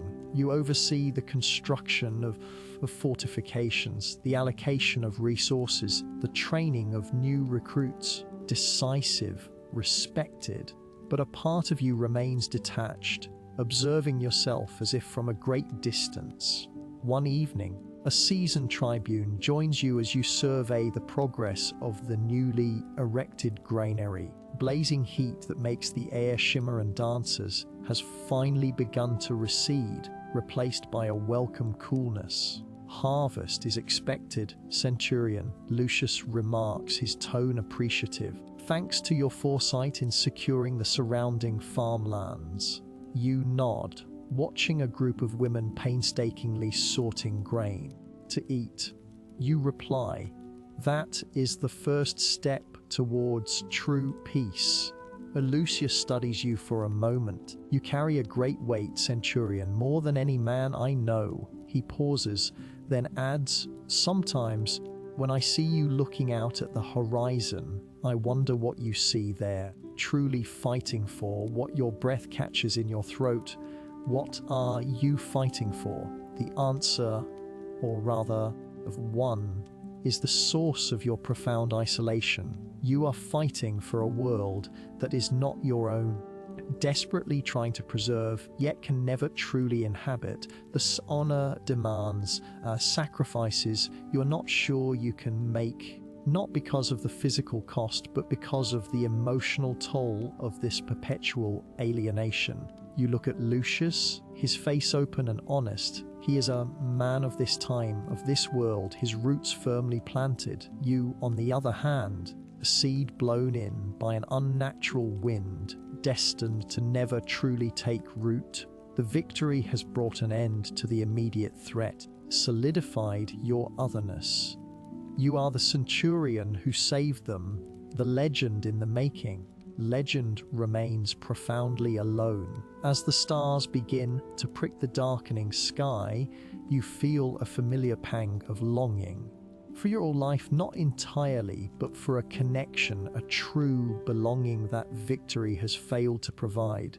The cheers of the men, the gratitude of the villagers, the respect of your peers, they are all affirmations of your success. Penetrate the wall of your isolation. You have saved a world, but you are still a stranger in it. The loneliness, it seems, the one constant, the enduring companion to your extraordinary existence. Your environment shifts, and with it, understanding of your place. The camp, once a place of desperate struggle, is now a symbol of your triumph. Yet, as you stand here, soft glow of the rising moon, the vastness of the night sky mirrors the vastness of your own solitude. You have won the war. For your own peace, for a sense of home, is far from over. The church bells will toll again tomorrow, marking another day of survival, another day of being the loneliest soldier in the Legion. What if your day began not with coffee, the sound of distant bells, a mournful resonance that seeped through the rough, hewn timber walls of your quarters? It's a sound that has become as familiar as the rasp of your own breathing, a constant reminder of the fragile peace you've brokered. The clang of victory, but a somber chime, marking the passage of time in a world that feels both ancient and achingly present. Your breath forms small clouds in the air, a reminder of how different this world is. The air, within the confines of the castrum walls, carries the bite of late autumn. You pull the blanket tighter, wool that traps warmth against the cold, a small comfort. The memory of the recent skirmish, defense of the northern frontier against the Pictish tribes, still lingers. Decimus, his face etched with fatigue, but his eyes bright with relief, had clasped your shoulder after the fighting subsided. He'd said, his voice rough, "You saved us. We will not forget this day." But victory, you've learned, mistress.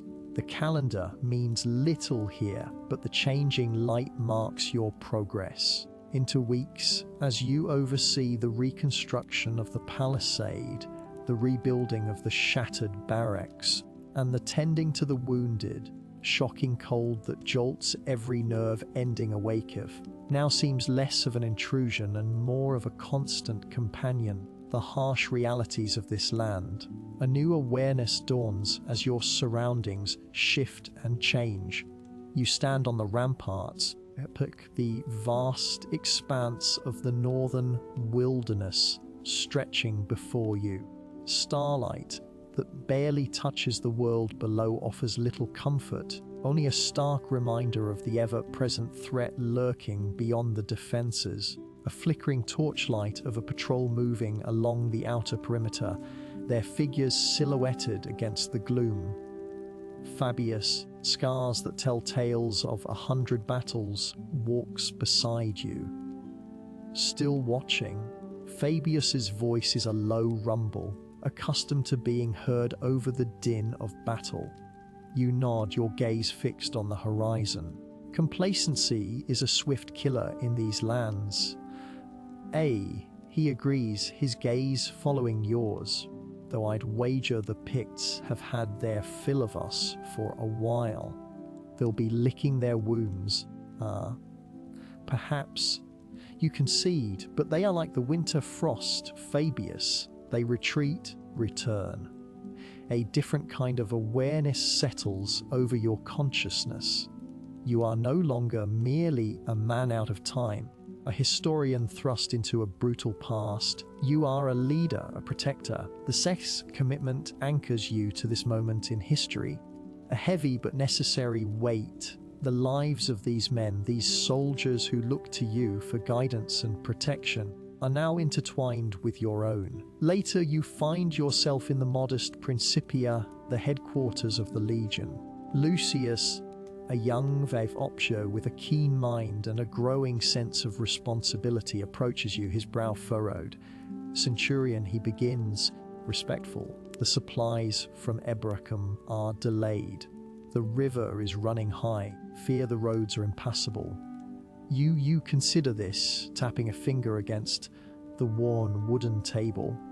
We have enough for now, Lucius, but we must be prepared. Send scouts to assess the river crossings and the state of the roads. Ensure our own foraging parties are diligent. We cannot afford to be caught unawares. Lucius nods, relief evident on his young face. Centurion. He turns to leave, then hesitates. The men, they speak of your courage. By the simple statement, delivered with such sincerity, resonates deeply. It's a fragile trust, shared crucible of survival, but it is trust nonetheless. Once felt like an insurmountable wall begins to recede, replaced by a quiet understanding. Just a spectator anymore. You are a participant, a guardian. The temporal bridge is subtle in the quality of the air, a deepening of the shadows. Days later, the first snow begins to fall, a silent, transforming the landscape. The ever-pale starlight that barely touches the world below is now obscured by swirling flakes, creating a soft, diffused glow. The sounds of the castrum are muffled, the usual clatter of armor and the shouts of training replaced by a hushed stillness. You are standing with Decimus. The snow accumulates on the battlements. His face, usually so weathered, seems softer in the falling snow. It's a harsh beauty, Centurion, he remarks, his breath misting in the frigid air. It is, you agree. It demands respect. Oh, we are prepared, Decimus says, his gaze steady. Thanks to you. You've taught us to look beyond the immediate threat, to anticipate the next. You've given us more than just survival, foresight. A different kind of awareness settles over your consciousness. The weight of your knowledge, your future understanding, no longer feels like a curse. It feels like a tool, a responsibility you are beginning to embrace. Commitment anchors you to this moment in history, not as a prisoner of time, but as its steward. Curiosity sparkles in your mind like scattered stars, not about how to return, but about how to endure, how to lead something that might last. You are still a historian, observing and learning, but you are also a centurion, shaping the present. The distant bells still ring, but their sound is no longer solely of loss. They are also a call to duty, a reminder of the lives that depend on your vigilance. The loneliness remains a quiet hum beneath the surface, the defining characteristic of your existence. It is a space within which your strength, your purpose can grow. Found a measure of peace, not in escaping your fate, but in accepting the mantle of responsibility it has thrust upon you. Deep, and the snow continues to fall, a silent promise of a new dawn, a new challenge. in the life of the loneliest soldier in the Legion. The crackle of fire brings comfort. That warmth is precious. You stir the rough wool blanket, a familiar weight now, scratching against your skin. In the brazier cast dancing shadows across the rough hewn walls of your quarters, stark illumination that reveals every flaw and imperfection in the stone. It's a stark contrast to the polished marble you once knew, feels impossibly distant, yet intrudes upon your thoughts with persistent clarity. You are a Centurion, a commander of men, 58 AD. The Legion's camp hums with a low, constant energy, a symphony of disciplined movement and muted voices. The air carries the faint scent of wood smoke, sweat, and something metallic, the ever-present tang of iron from the armory. A hand over your face, the stubble a rough texture against your palm. It's a familiar sensation now, ritual of awakening to the weight of command, the accountability that echoes in every footstep you take. Decimus, your Opsio, a man whose loyalty is as unshakable as the Roman legions themselves, enters without preamble. His presence is a solid, reassuring force. Centurion, he says, his voice a low rumble. The scouts report movement beyond the northern ridge. Small band, raiders. You nod, pushing yourself to sit upright. The numbing frost that turns your fingers clumsy and slow seems to have receded slightly with the dawn, still bites at the edges of the tent, any indication of their numbers. None that can be confirmed, Centurion, trinkling out in this weather unless they have purpose or desperation. You consider this desperation, that feeling intimately now, the gnawing emptiness that victory has not entirely managed to quell. The memory of the recent skirmish, defense of the supply train against a much larger force still flickers in your mind. You lost good men that day, etched into the very fabric of your being. Fabius, the young recruit whose bravery belied his fear. Lucius, the grizzled veteran who always had a wry joke to share. Their faces, even now, are vivid. Prepare a patrol, Decimus. You command, steady. 10 legionaries will move with caution. As Decimus departs, gaze towards the opening of your tent. The sky is a bruised, grey expanse, promising more of the same relentless winter. You recall the crisp cotton that still holds the memory of the loom, the feel of it against your skin in a life that seems to belong to another person entirely. A life of comfort, of ease, of a world where the greatest threat was perhaps a misplaced scroll or a political maneuver. Here, the threats are far more visceral, immediate. Slowly, the strange becomes familiar, the impossible becomes routine. The weight of your segmented armor, the worn leather of your sandals, the reassuring heft of your gladius, these are no longer alien sensations. Extensions of yourself, parts of the man you have become. The loneliness, however, remains a constant companion. Profound isolation that no amount of camaraderie can truly penetrate. You are the Centurion. You bear the burden of their lives, their safety, their very existence on your shoulders. This responsibility, this singular focus, chasm between you and even the most trusted of your men. Your emotional landscape transforms as new realizations emerge. Initial terror, the utter bewilderment of finding yourself ripped from your own time and thrust into this brutal existence, given way to a grim determination. You still yearn for the life you lost, for the quiet hum of your modern world, for the simple pleasure of a hot shower and a cup of coffee. But that yearning is now tempered by a burgeoning sense of purpose, a need to protect these men who have come to rely on you, who see you as their shield. You think of the flickering images of your past life, faces of loved ones, the familiar streets of a city that now feels like a dream. It's a dangerous indulgence, only to distraction and regret. You must remain present, focused on the immediate demands of this legionary existence. Environment shifts, and with it, your understanding of your place. The patrol moves out, unit disappearing into the bleak landscape. You ride at its head, the rhythmic creak of your saddle, a familiar sound. The wind whips at your cloak, carrying with it the scent of pine and damp earth. You are a sentinel, a guardian, forged in the crucible of this ancient world. The stark illumination that reveals every flaw and imperfection now seems to apply not just to the physical world around you, own soul. You see your weaknesses, your moments of doubt, your lingering attachments to a life that is no more. You also see your strengths, the resilience you never knew you possessed, the capacity for leadership that has been honed by necessity. As you scan the horizon, a flicker of movement catches your eye. The raiders, they are emerging from the tree line. Indistinct against the grey backdrop, a sense of grim anticipation settles over you.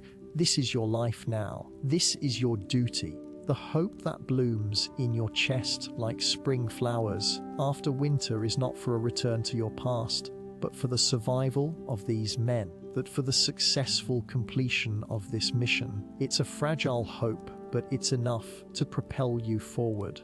The crackle of fire, the comfort of warmth is not just a physical sensation. It is a metaphor for the life you are determined to protect, purpose that has, against all odds, found you. The weight of accountability echoes in every footstep you take.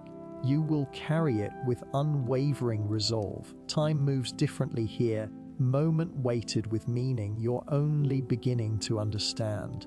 The echoing clang of the forge, once a distant thrum, now vibrates in your very bones, a constant reminder of the world you inhabit.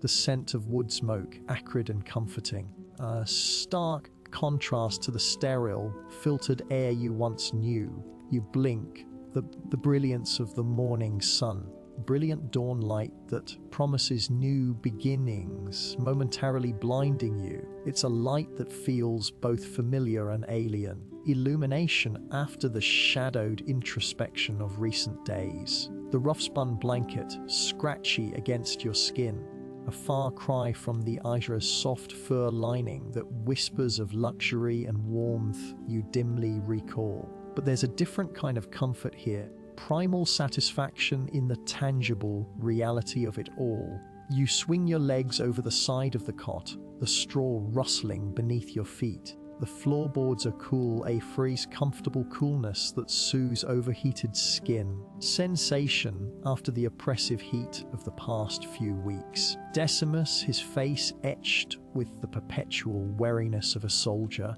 is already sharpening his gladius. The rhythmic rasp of stone against steel is a sound that has become as familiar as your own heartbeat. He looks up as you stir, his gaze sharp but not unkind. You sleep soundly, Centurion, he says, his voice a low rumble.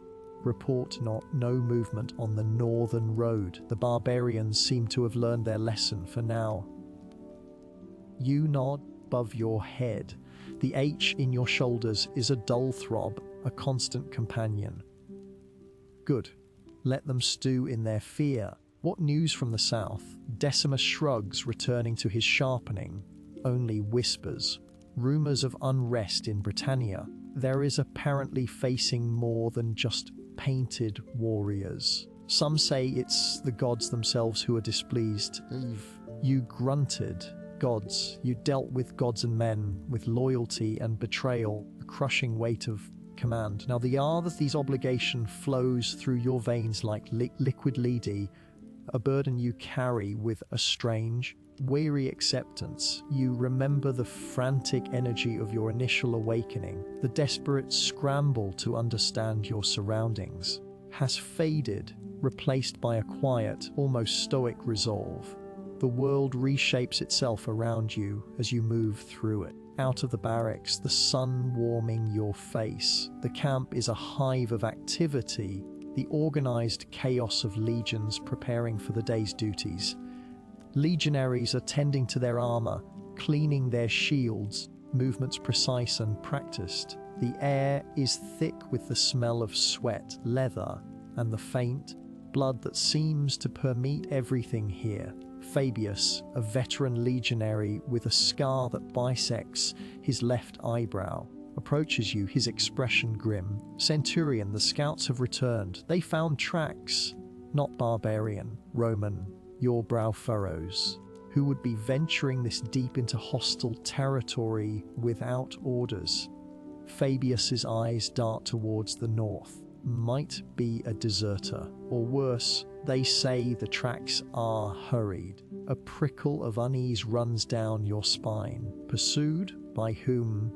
The usual threats were clear, defined. This felt different. Shadow lurking at the edges of your perception. The series uncertainty flutters in your stomach like caged birds. Sensation that you haven't felt in weeks. Gather a detachment.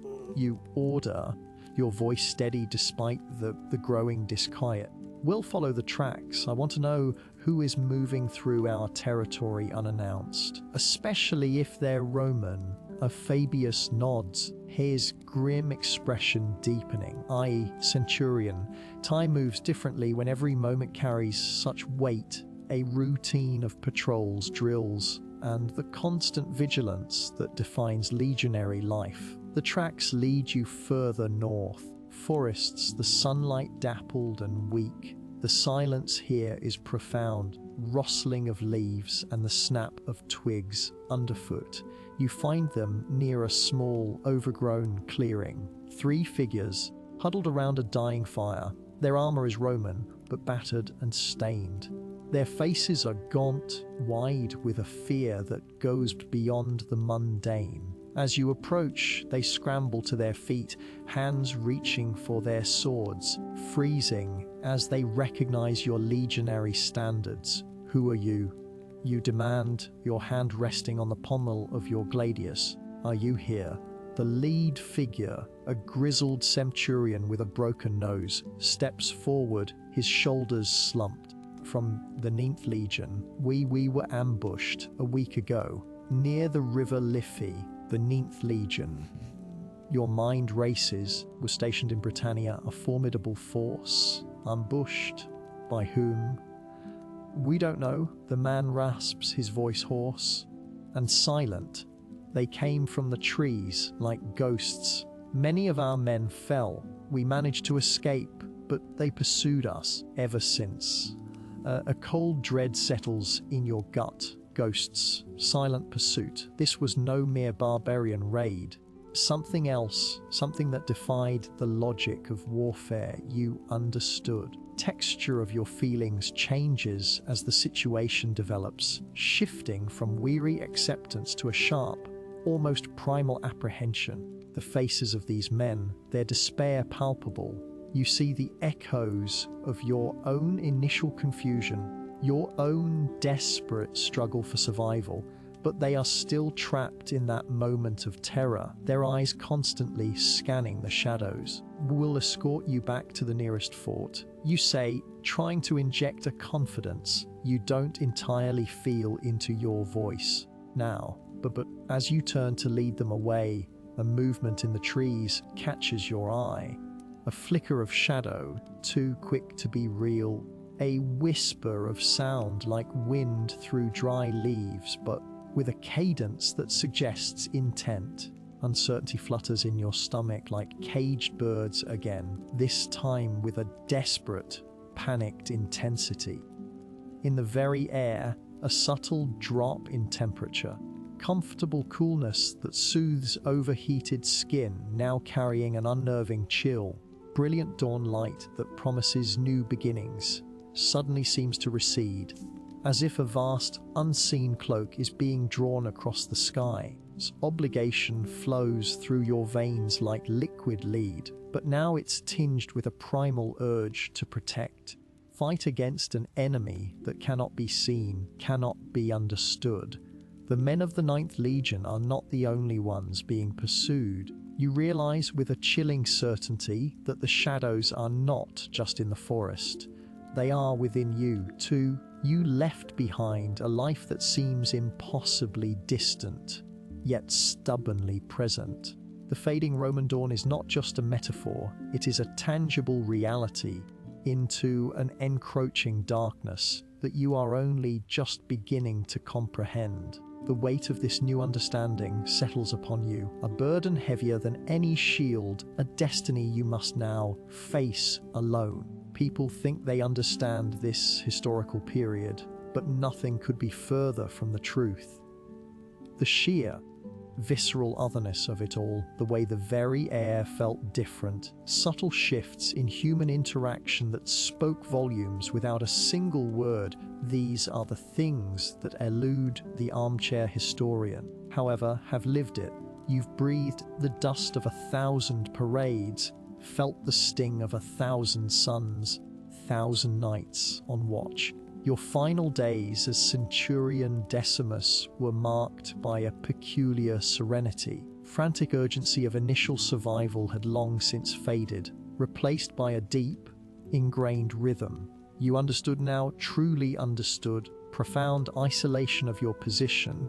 It wasn't just the physical distance from loved ones, crushing responsibility for the lives of your men. It was an existential loneliness, a chasm between your mind, with the echoes of a future world, and the present reality of the Legion. You were an anomaly, a ghost in armor, forever observing. Gradually, almost without noticing, you adapt to this new reality, the biting wind whipping across the Gallic plains. Once a source of discomfort, now felt like a familiar companion. The rough, spun wool of your tunic, a constant irritant in the beginning, a comforting familiarity against your skin. Even the smell of sweat, leather, stale wine that permeated the barracks had become, in its own strange way, an aroma of home. One evening, oil lamps flickered in the evening breeze, casting long, dancing shadows across the stone walls of your tent. Fabius, he carried a small, crudely carved wooden bird. Centurion, he said, his voice a low rumble, his gaze steady. A gift from young Titus, he carved it himself. He said, "You are the bravest man he has ever known." You took the bird. Surface was smooth, worn by the boy's eager hands.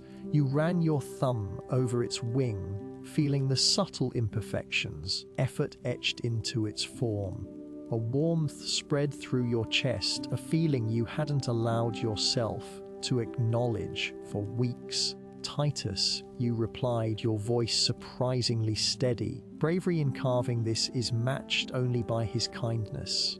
Fabius nodded, a hint of a smile touching his lips. A man of many words, and he respected your quiet strength. He left you then, scuff of his caligae fading into the night. The next morning, your attention shifts as the environment around you transforms. Scent of wood smoke and damp earth was replaced by something cleaner, sharper, tang of antiseptic, and something else, something metallic. You opened your eyes. Hewn timbers of the barracks, the flickering lamplight. Instead, you were greeted by a blinding white light, a sterile space. Panic, sharp and cold, threatened to seize you. Where were you? The sounds were all wrong, a constant, rhythmic beeping, murmur of voices that spoke a language you understood, yet felt utterly alien. You tried to move, but your limbs felt heavy, as if encased in lead. A figure in white appeared, their face a blur of concern. Centurion Decimus. Centurion Decimus. The name, once your identity, now felt like a phantom limb, a memory of a life lived long ago, not lived at all. You tried to speak, but only a dry rasp escaped your throat. The weight of expectation wraps around you like invisible chains, the expectation of understanding you had left behind. Temporal bridge. Gradually, almost without noticing, you adapt to this new reality.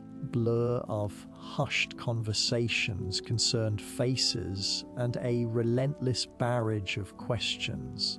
You learned that you had been found unconscious of an accident that had thrown you back into a world that was both familiar and terrifyingly strange. It was a vivid hallucination, a dream, they said, but the scars, both visible and invisible, told a different story. You found yourself in a world of instant communication, of machines that flew through the sky, of knowledge accessible with a mere touch. Yet, technological marvel, you felt a profound sense of disconnection. The camaraderie of the Legion, the shared hardship, the unspoken bonds forged in the crucible of battle, these were absent. That caressed your skin with impossible softness in your new surroundings felt alien, a stark contrast to the rough wool that had been your constant companion. Neither comfort nor challenge seemed to mock the biting winds and scorching suns you had endured. One afternoon, watching children play, a young boy dropped his brightly colored toy. He began to cry, face contorted in distress. Without thinking, you reached for it, a speed and precision honed by years of training. As you handed it back, your eyes met his. For a fleeting moment, of something you recognized, a simple, unadulterated trust. Something within you shifts, subtle change in understanding. The loneliness of the Centurion, the isolation you had felt so acutely, just a product of your historical displacement.